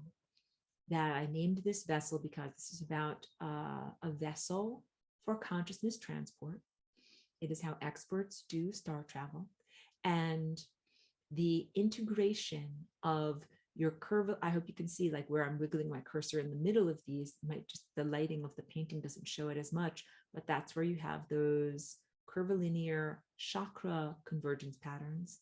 And then around here at the periphery, you have the straight-edged, whirling star tetrahedron patterns, and that these are complementary. That painting is a visual example of the spiritual truth of integrating your journey as an angelic or higher dimensional consciousness presence and what it is to be embodied in physical cellular matter. The Merkaba and the 60-degree angles are very much intimately connected to the definition of what it is to be physically embodied in matter. And we also have a non-physical, purely consciousness, energy, or time-based presence. And what we are doing with all of these activities is integrating the two together. The activity of integrating the two together and your accrued wisdom has everything to do with consciously creating reality, or cultivating is a better word, cultivating reality. Merkaba for cultivating reality, Flying Rainbow Lasagne for cultivating reality. What does cultivate mean? Technically, it means to grow something and then cut down small parts of it. Like when you cultivate something, you're like, I grew this plant and then I cut some of the leaves off of it and I use them for salad or something like that. When you cultivate a garden, you're like, you know, gardens grow, the plants do their thing, the plants do their processes. I'm going to help the plants I need to drink a little something. Grow in certain patterns. And those certain patterns are beneficial to me. So I didn't invent the tomato, I didn't invent the lettuce, but it is a thing that exists. I'm going to grow it in my garden intentionally. I'm going to cultivate reality. Reality exists. A big, giant, intelligent creature created reality, and I'm a part of it. And I am growing events in reality too. And I am consciously structuring and conforming to these highest intelligence divine patternings so that I'm creating life-giving, nurturing, longevity sustaining events with the things that I am doing. Let me get to questions. Oh, Trish, a beautiful question says, this is the last one that's in the chat, now I'm work backwards, says, isn't this activity our ascension? I cheer, I stand up and cheer, I hug you, thank you. Yes, that is exactly what our ascension is. It is the wisdom accrual so that we can become conscious, miniature, divine co-creators of our reality, which is what this experience and journey was always meant to be. Remember my pamphlet, the brochure. This will be a divine journey. You will be conscious miniature co-creator. Sounds good. Sign me up. And then you're down here and you're like, crash, kapow, like, what is going on? And I thought I was supposed to be a divine miniature co-creator. I know many, many challenges, very fraught experience. But our ascension is the return, renewal, or rectification towards the ideal. And I talk about in the old-fashioned art school, use a model, look at the face, figure out exactly what the picture of divine reality looks like, and then using your pineal gland and your Christ connection, your crystalline inner architecture to see and manifest and paint non-arbitrary, non-random realities that are very, very highly structured, that are part of the larger architecture of greater wisdom, where you're bringing into existence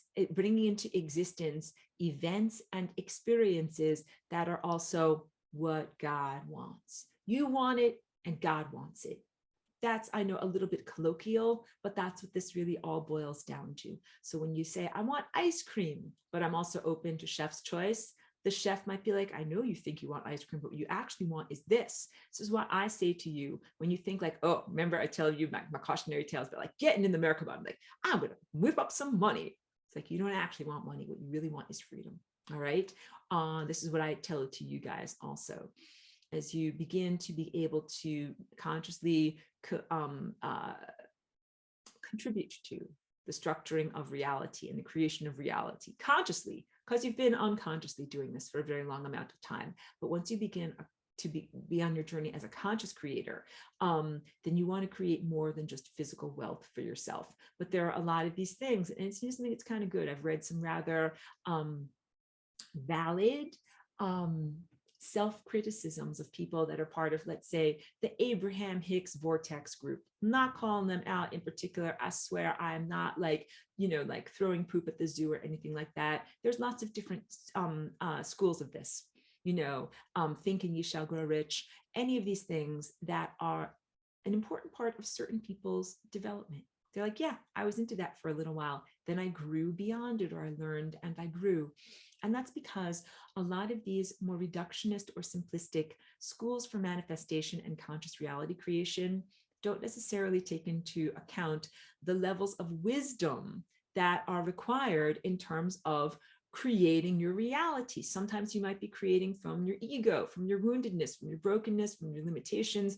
Don't worry, God loves you. God's like, I know you're wounded. I know you got problems. I know that everything is not okay. So like if you're a starving person, and I'm like, I'm going to give you this. Like, you can actually use it to make stuff happen. You're like, sandwich. I want to make a sandwich. Like, we get it. We totally get it. Like, you're starving. You want to make a sandwich, but you can do so much more than make a sandwich. You can do so much more than make money with this. So it is literally back to Trisha's lovely insight and question.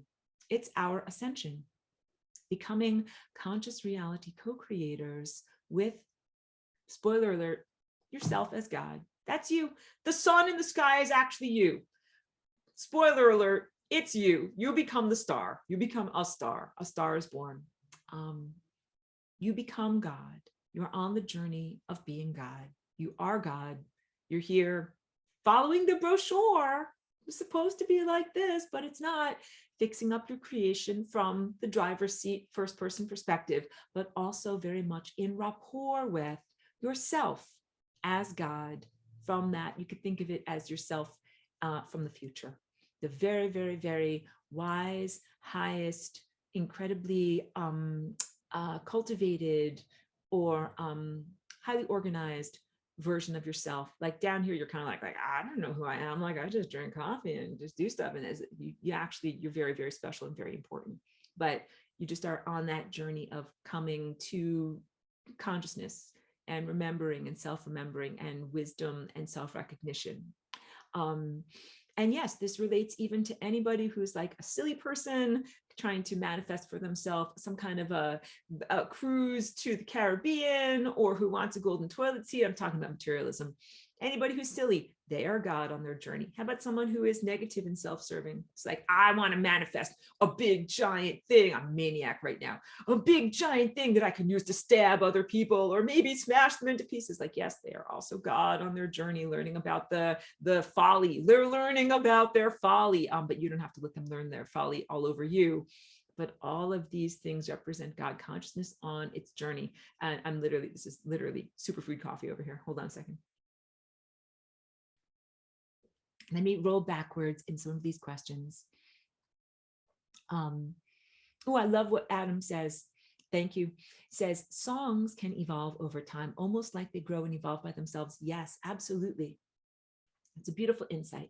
DNA and your DNA architecture is biological, and it has everything to do with biological characteristics and staying alive in reality. But DNA is also an abstraction. It is an abstract quality of consciousness that is bringing information down the time tunnels, using your body as a node of a much, much larger supercomputer with a ton of processing power.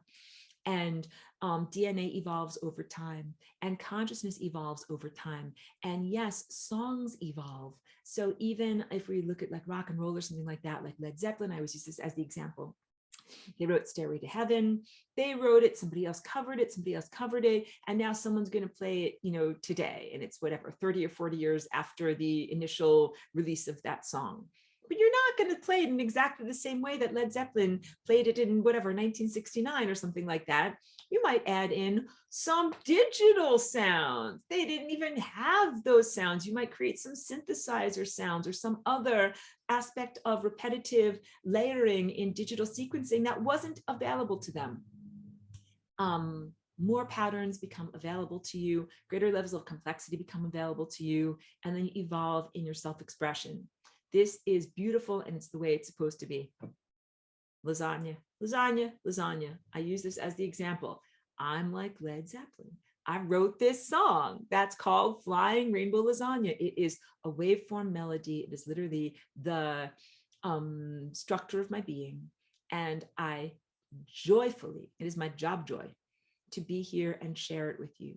And I play my music for you. Here's my lasagna music.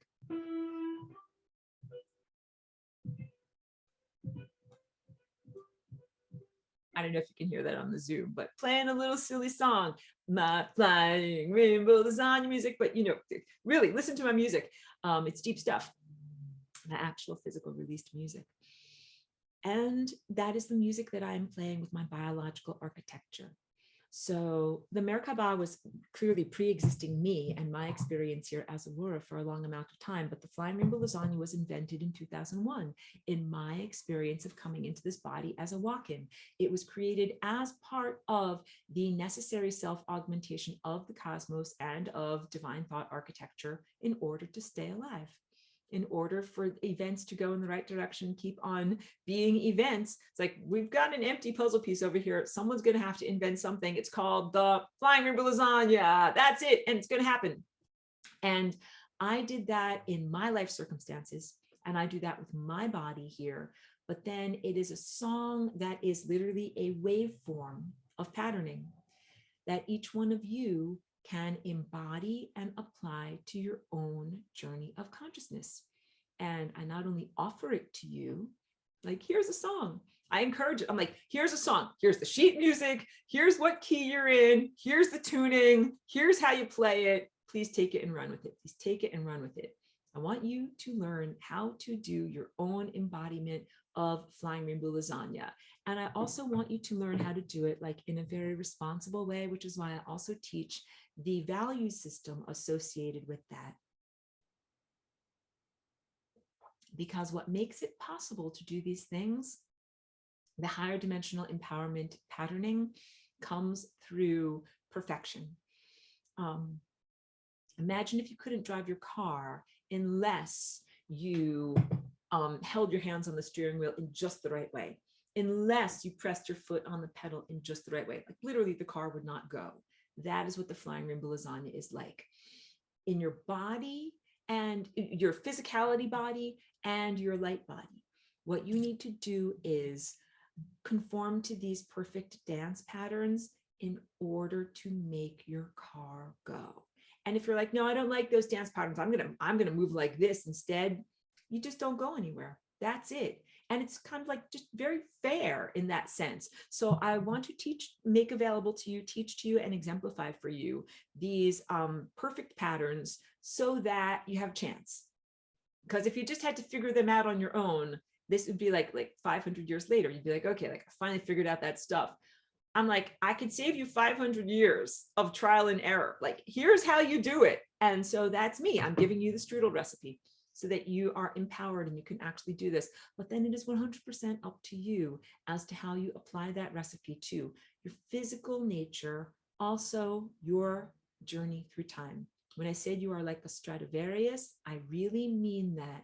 You are an incredibly valuable instrument that has a provenance or a story, which is your soul architecture of where you came from in the past or concurrently and what brought you to this moment now, and then also where you will journey from here. And your life has significance and meaning to it.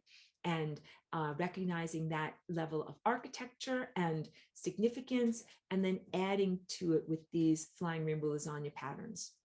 I want to make sure that I did all of my notes here, because I want to say, so the Merkaba in my notes says, can be used as a type of astral vessel to fly to other times and places using the wings of your mind. Yes. Astral meaning pure thought form. Astral also has as an etymology a relationship to the stars. Astral and stellar are very connected.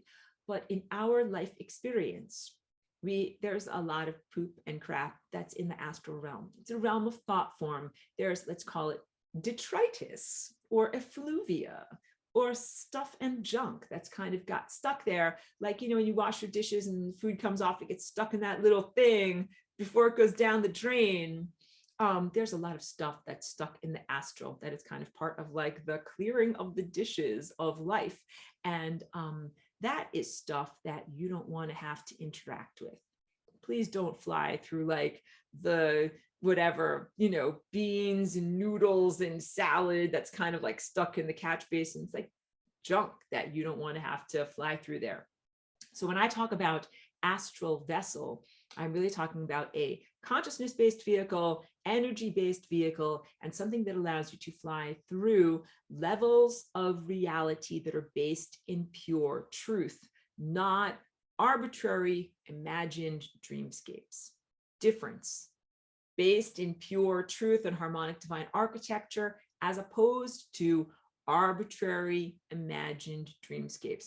Because if you're going to imagine anything, you can imagine anything. This is the world of purple unicorns, and then I imagine penguins, and then I imagine this, and then I imagine that. But it's random and arbitrary and doesn't actually relate to these perfect architectures. When I fly rainbow lasagna, I voluntarily commit to imagining and bringing forward and manifesting divine architectures. I hear and recognize the cosmic music. And I'm like, oh, I'm supposed to play this. I'm going to play it. And I play it, and I do.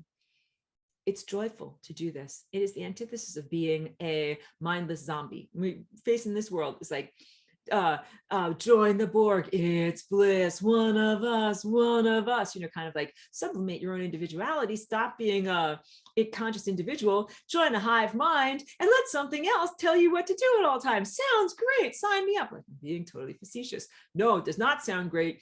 Please do not sign me up. Please be a rampant individual that follows your own innate divine connection, because each one of your music is totally unique to you. So that's what Flying Rainbow Lasagne really is. It is music, following the music that is completely unique to you in terms of where you were born, what your body is doing, and what it takes for you to be able to transcend go from being a lump of coal or a bunch of graphite into being a crystalline architecture being. Your journey is unique to you, even though we are all doing something that is very similar. Oh, and you're reshaping yourself into this crystalline architecture. I'm just going through my notes here.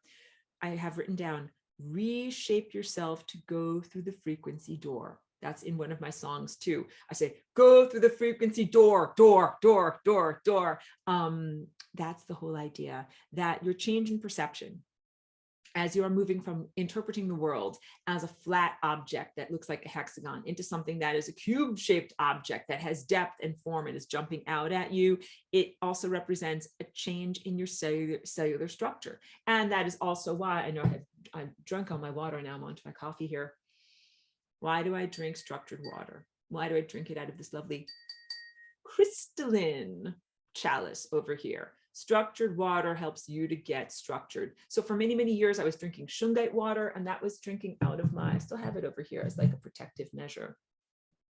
Shungite is wonderful stuff, and it was good for me on my journey. I drank out of this for a very long amount of time, and then my body was like, you're cool. You don't need shungite anymore. Now what you need is this very clear, pure, structured water. And that was when I started to use these different instruments for structuring my water, which is this whole process of putting positive intentions and blessings into the water, but also using the diluted silica, the perfectly shaped curvilinear containers. So I don't put my water in anything that's got a square shaped bottom, or everything is shaped kind of like round or like an egg. Look, shaped like this. And it also vortexes. I have a vortexer, like a spinner. I do all these things to shape and structure my water. As a very brief aside, and I'll just go into structured water more at another time. What gives your body structure to create these flower of life patterns? You think that it's your cell membrane. What is your cell? Your cell is a fatty, gelatinous cell membrane. It's literally made out of little fat globules. And then inside of your cell membrane, watery, aqueous stuff.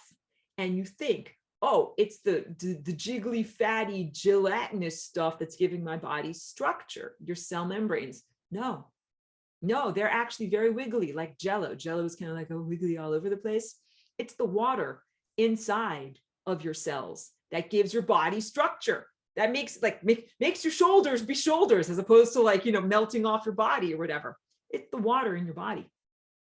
So drinking structured water absolutely helps with this divine patterning and architecture of your physicality body. And also, crystalline architecture means impurities go towards the periphery. If you have impure water and you freeze it, like in an ice cube tray or something like that, the impurities migrate to the periphery. They go to the tops and the bottoms of the ice cubes, and the center of the ice cubes is purified frozen water. This is just a natural part of the crystallization process. The same thing happens in your body. The more structured you get in your body, the more that impurities move to the periphery or are ejected completely. Physical impurities, consciousness impurities, pooties on the membrane of death, negative thought entities, and crazy crap and things that are thought forms that are not supposed to be inside of you, all go towards the periphery. There is no rush on doing this. You allow it to unfold as a natural part of your wisdom accrual, but please know that that is what is happening as you are changing and transforming. And then that allows you to be not only translucent with light flowing through you, but brilliant.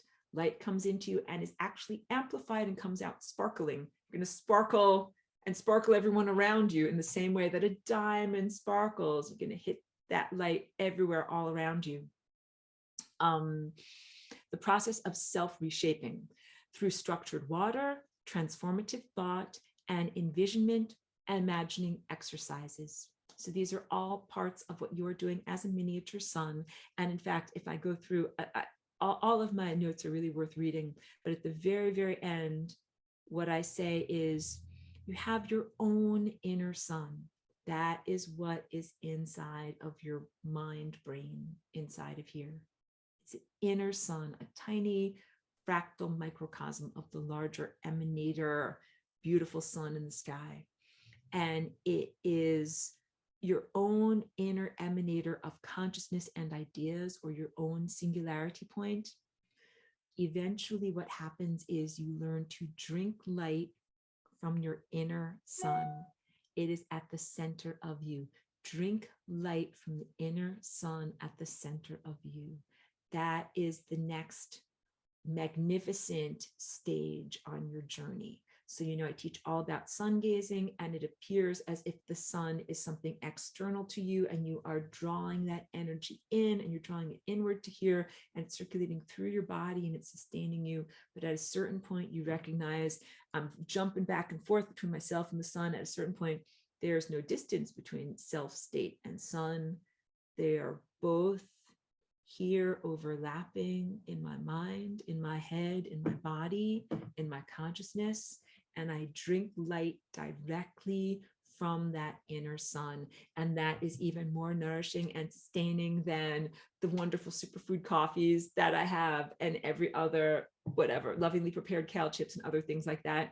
Those are all indirect intermediaries that are approximations of the true nourishment and sustenance that comes to us from the direct ideas that come into our consciousness from this level of rapport and connection to the world of pure light. That's the basis of this. The notes are always more extensive. The notes are always available. I send them out in the emails for people that are formally enrolled. And I always have these notes in the PDF now that I include in the description. That's part of this video. So if you go to the description, it will say, here's the PDF, and this one is for level 1, lesson 10. So you can read through it because there's always so much more than what I actually can get to. Melissa, thank you for being here, says, use anything you can during Merkaba practice to enhance your practice, such as imagine sound whirring, very good, like bzzz, or transmutation. Example, I transmute the constant ringing in my ear to remind me the sound of how fast my Merkaba is spinning around me in my pineal gland. Beautiful, beautiful practice. And I do like that envisionment of using a sound. And sometimes I do kind of think of it like, when you press down on the gas pedal of your car and your car's engine kind of revs, it goes like, and then you're kind of like going through traffic or going uphill or whatever. Sometimes I think that's what Merkaba is kind of like. It's like, I want this and I want this and I want to do this and I want to do this and I'm open to divine guidance. And now press go. And you go, go, go, go, go. So that's a beautiful, beautiful envisionment. I like that a lot. Trish says, take it and fly with it. We're talking about tools for ascension. And if the car is slow, it's because we overload extra density. The faster we release, the faster we go. Yeah, definitely. Like sandbags in a hot air balloon. Like if you have a lot of emotional ballast, then it's definitely going to mean like a slower rise of the hot air balloon. You want the hot air balloon to go up faster, dump the sandbags. That means process the emotions. So she talks about if the car is slow, it might have an overload of density. Density can be some of these experiences that we've had that are essentially trauma. Trauma means stuck emotions, stuck negative emotions, because we hardly ever have stuck positive emotions. You're not traumatized by like that time that you got a puppy and it was the best day of your life and, or fell in love or whatever, got a diamond ring. Like those are wonderful experiences. They are not your traumas. They are not stuck inside of you. But then like, whatever, if something terrible happened to someone that you love, like that's an unprocessed trauma that needs to be released. Those are the sandbags to release. Pedro, and thank you for being here. And thank you for being a long-term student, says, the more people know and see the FRL, the better the song becomes. Each one of us adds a little more to the whole effect of reality. Definitely. FRL is an ongoing experiment. So it would have been one thing if I had just done it for myself and then be like, see ya, suckers, I'm out of here. It would have been a different thing if I'd been like, okay, I'm going to go into the reality world of where everybody is, and I'm going to do flying rainbow lasagna, but just as like my own little thing, like I'm whispering, like I'm lasagna-ing, guys. I'm doing my own thing. But you all like do your own thing.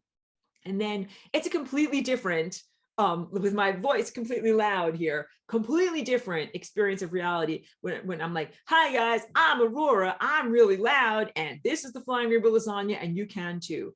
And I absolutely love it when other people take this song, hear me playing it, and they're like, wait, I like that song. And I also like and appreciate what Aurora is doing with that song. And you know something, I want to be a part of that music. I want to be a part of that music. I want to be a part of that reality structure. And I want my body to be a part of that reality structure. You know, it's a big part of my reality structure: radical self-responsibility, radical honesty and authenticity, conscious reality creation, and then, like I said, pencil with an eraser. And these are similar themes to what many aspects of ascension teachings. Hold on one second. I got to pause this for 1 second. Radical responsibility, very similar to a lot of the things that many different ascension teachers or schools of thought or guidance are talking about here, and all very valid in the sense of empowerment, and being able to do stuff goes hand in hand with taking responsibility for the stuff that you do. And this is a miniature version of the journey that is happening from the beautiful sun star that is over here. That is like, hi, I'm big and I do a lot of stuff and I make a lot of stuff happen. And then also says, I take responsibility for all the big stuff that I do and make happen. And if something's not happening right, I take responsibility for it. And that is refreshing. That's powerful and good. You get it? What I do not espouse, like just to speak in negatives, things that are about determinism. That's like, stuff is not okay. Everything's a pile of crap. It's not my fault.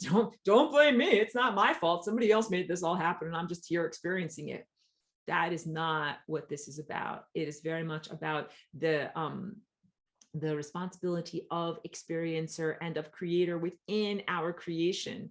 Tristis, totally agree, Pedro. Each time we listen, I feel we add data emotions to the song. I guess this is how the 108 apes theory, the 100th monkey, initiates. It's from the energy expanding from within the sound, song, or the thing. Yeah, Trish. So there is something in terms of the Flying Rainbow Lasagna and the connection to collective consciousness, that just me being here has an impact on everyone else.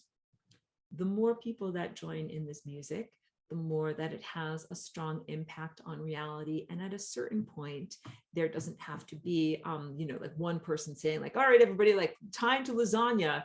There is an overarching sense of the potentiality of lasagna that is happening because of all of these different musicians that are doing this with their DNA. Your DNA is connected to DNA everywhere. You're not swimming around in your own private kiddie pool. The things that you are doing with your body and with your life and with your consciousness have an impact on those around you. Same thing with the people that, get the lollipops and other types of things that are also a diminishment or a dysfunctioning of DNA. They are also affecting the whole world around us. So this is what I mean. We are really poised on this threshold of recognizing responsibility towards self and responsibility towards community. What you do with your own mind, body, and DNA, musical emanation, is having an impact on reality. And the positive stuff of Flying Rainbow Lasagna and of Merkaba have everything to do with self-responsibility. I did that thing. I take responsibility for that thing that I did. And now I intend to make things better. That is what the healthy, coherent longevity response is. The unhealthy, non-coherent, non-longevity response is not my fault. I refuse to claim responsibility for it.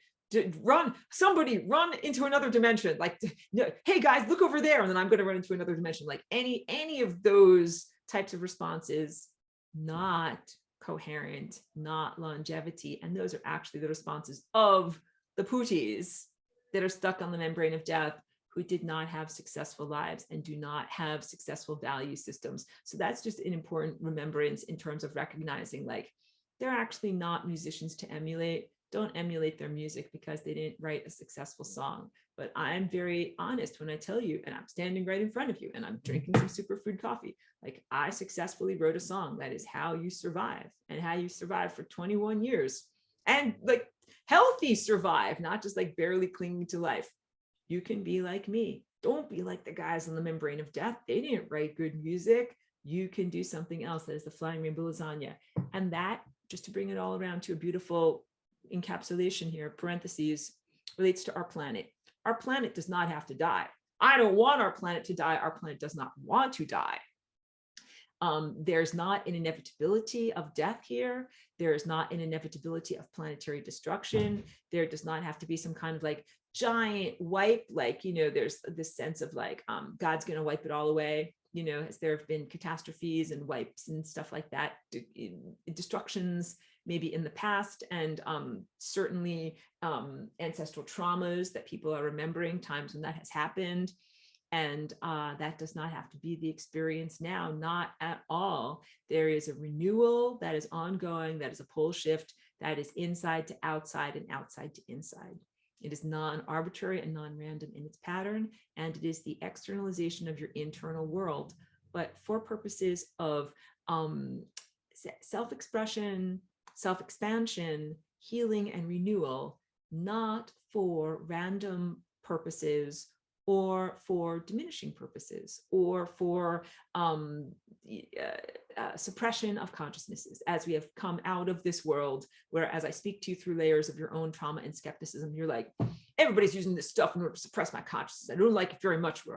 Settle down. I know I wouldn't like it very much either. In fact, I don't like what I've experienced of it myself.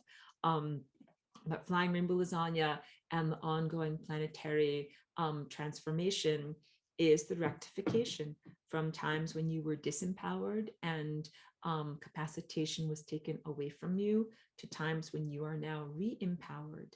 And so this is the real strudel recipe. How do you bake the strudel of freedom?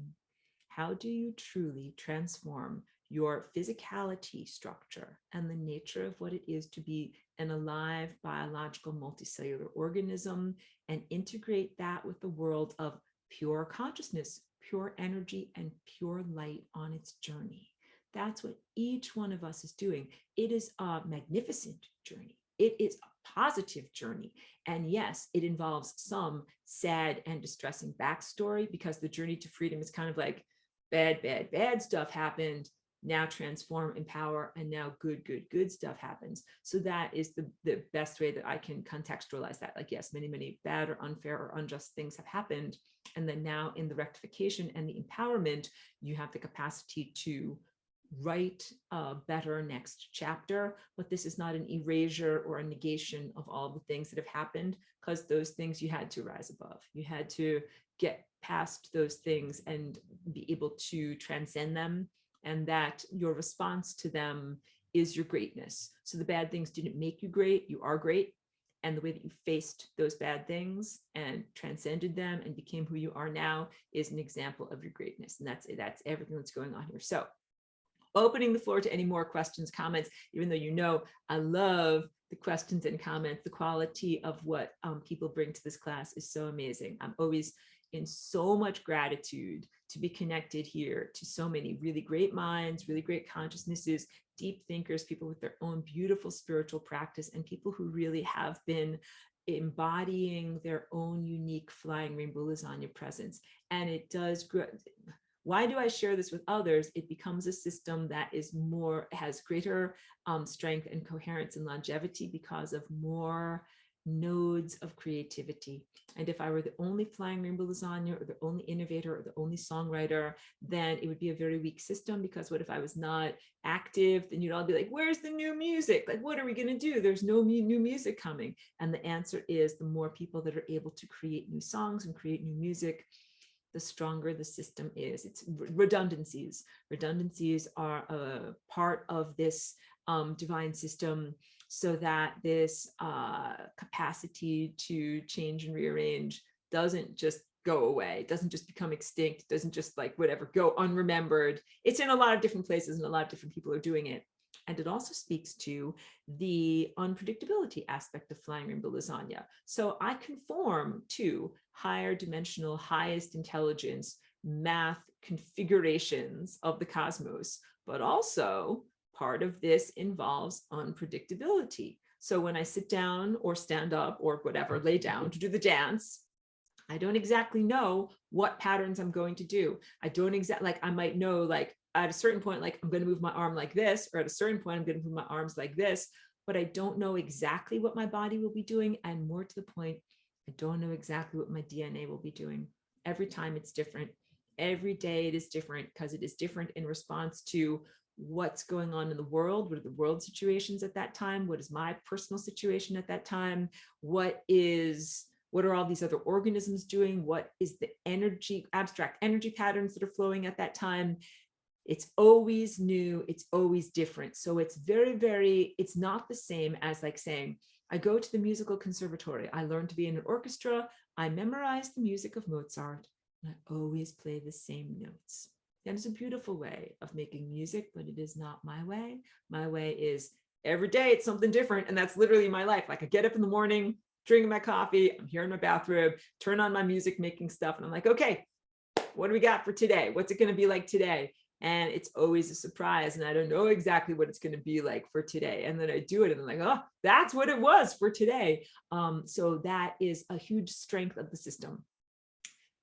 Genetic uniqueness, complexity of multiple creation nodes, unpredictability. But all of these are still done in reverence and respect and harmonic integration with the larger intelligence patterns of the cosmos. So the spontaneous patterns that we make are not random or arbitrary. That's the magic of jazz and improvisation, when you're actually making it up or spontaneously improvising it, but it sounds good and all the notes fit together. Trish says first part is the inside to outside. Putis all out. And when the putis are out, inside will be God, then outside is inside, alchemy and crystallization like this. And Pedro says, I like that, Trish. Yeah. There's a lot of the inside and the outside in the sense of purification, or getting rid of stuff that we don't necessarily want to carry inside. So I am very selective in the things that I externalize. In my internal world, I'm able to recognize as opposed to represent. I can recognize, I'm like, that's not supposed to be there. That's definitely not supposed to be there. That's a bunch of crappy crap. And then I don't want to manifest or externalize it. But I very much recognize the things that I do want to externalize. So if I'm going along and I have an idea, I'm like, that's a divine idea. That's what I really want to paint as a painting, record as a video, record as music, and share with others. And then as I send out those ideas to you guys, the real divinely inspired ideas, then that is, of course, reflected back. We have conversations about it and I re-internalize it. And this is really what this process of continued organization that is going on. We are actually in, Dan Winters calls it a negative entropy or anti-entropy experience. But that's like saying we are in a system that is moving towards greater levels of organization, which is the opposite of what most science presumes, or most of the objective materialist science, which is about the sense like the cosmos started out in a perfectly orderly fashion, and it's all downhill from here. It's all downhill from here, everyone, which is also kind of how people look at their bodies, which is flawed. They're like, yep, from the moment you came out of your mother, that was your peak. You were at your peak, whatever, however 20, 50, 90 years ago. It's all downhill from here, kid. That's wrong. That's totally not truthful. And that is what this whole sense of your diamond body and your transformative experience is all about. Because some people will be like, yep, you were your greatest athlete when you were whatever, like 16 years old. And now if you're 20 or 30 years old, that's it, kid, like you're over the hill. No, not at all. And I hope you can tell that from my face. Like, no. We have an enormous amount of potential in adulthood that is the capacity to become superhuman. That we call it superhuman, but it is really regular human. But you don't come out of the womb with superhuman powers of strength and capacitation build those through the self-cultivation and transformation of your inner architecture. It's why you're here. It's why you're here. It's why the sun is making reality structures and stuff happen. It's why you are here in the world of experience. You are in a world becoming more divinely perfected. And so your body architecture, there's a reason why you have grown to adulthood. It's not like, oh, it's all downhill from here, kid. I was better 20 years ago. No, you're actually better than you were 20 years ago. Can you believe that? But most people don't see that in their bodies. Most of the people are like, but no, like I have more gray hair and like wrinkles on my elbow. I'm definitely worse off now. Like, no, you're not actually. You are more organized now than you were 20 years ago. And that please comprehend that you will be able to do things that are beyond the description of what is possible according to medical science or sports or any kind of thing like that. That is becoming the norm and will continue to become the norm as you continue on these levels of inner organization to be creating your crystalline architecture or your Vajrayana body or your diamond body. And I'm very big on telling you this. You do not have to die in this generation. There is no judgment on you if you do die. Many people have died who are good people. Of course, you are experiencing the version of them that has died as opposed to the version of them that played exactly the correct notes to be able to go through the frequency door, door, door, door, because they were shaped in exactly the right way.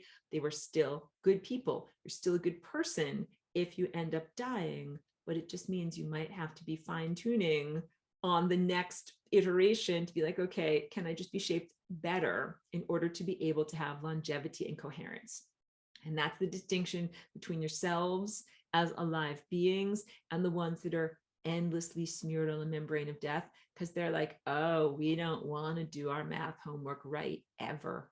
They are actually not interested in being like, oh, my mistake. Let me go back and try it again. I'll fix my math homework and do it better this time. And then I'm actually going to ascend. They're like, no, crashy, crash, crash. We don't want to have to do our math homework right. And we want to pee and poop all over the whole entire system.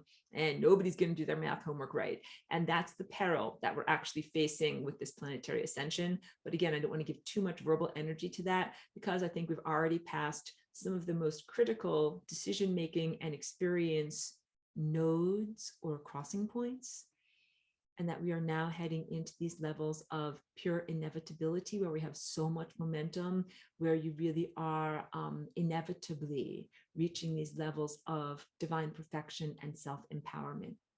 So opening the floor to any more questions or comments. Pedro says, love lasagna. Love you, Pedro. Thank you for that endless enthusiasm and for your participation in my class over many years. Yeah, just want to make sure anybody who wants to say something or share something for this particular recording gets an opportunity to. And if not, then I will sign off. We can always have like a little chat behind the scenes afterwards. But I did WALK cheeky before we got going. So there's no rush on that and there's no time pressure. So just want to make sure you have an opportunity to say everything you would like to say. And also, so I've been doing like, it's a challenging week. I've been doing like the quote unquote detox group also on Friday mornings, but I'm considering like I have a Saturday morning open and I can do a kind of an impromptu Flying Rainbow Lasagna manifesto class. And I'm thinking of doing that before I start Path of Light again on the next Saturday, even though it's been nice to have some time to be able to just focus on doing some videos and other things. But if you have an interest in Flying Rainbow Lasagna manifesto class, I'm kind of feeling it. I should do that on Saturday morning. Going to do it for you guys. Okay. So yeah, hereby announcing that that would be like a 2-hour or maybe a 3-hour mini class based upon the part that's in the PDF that is known. Manifesto sounds a little bit serious, but like a rather formal descriptive paper that I wrote about the aspects of what Flying Rainbow Lasagna really is. A deep dive for people that want to be a part of that. So I'll set that up. So this is the rather informal announcement and advertising of that. I know after like 1 hour and 41 minutes, you will then find at the end of this recording an invitation to something that's going on Saturday. I'll put it in the description too. So I'll end the recording for right now. My profound thanks and gratitude for everyone who's in this class, the people that are here live, people that are patrons, people that catch the archive afterwards. Oh, and super thanks. Literally, thank you in gratitude for people that send me super thanks on YouTube. You help to support my work. Thank you for people that join. There's like a channel membership. I should say my appreciations and thanks at the beginning of these videos, but so many thanks to people that support my work through YouTube, because I do wish to make these classes, this information available to people, even if you're not formally enrolled. Thank you for supporting my work and reflecting my energy back to me.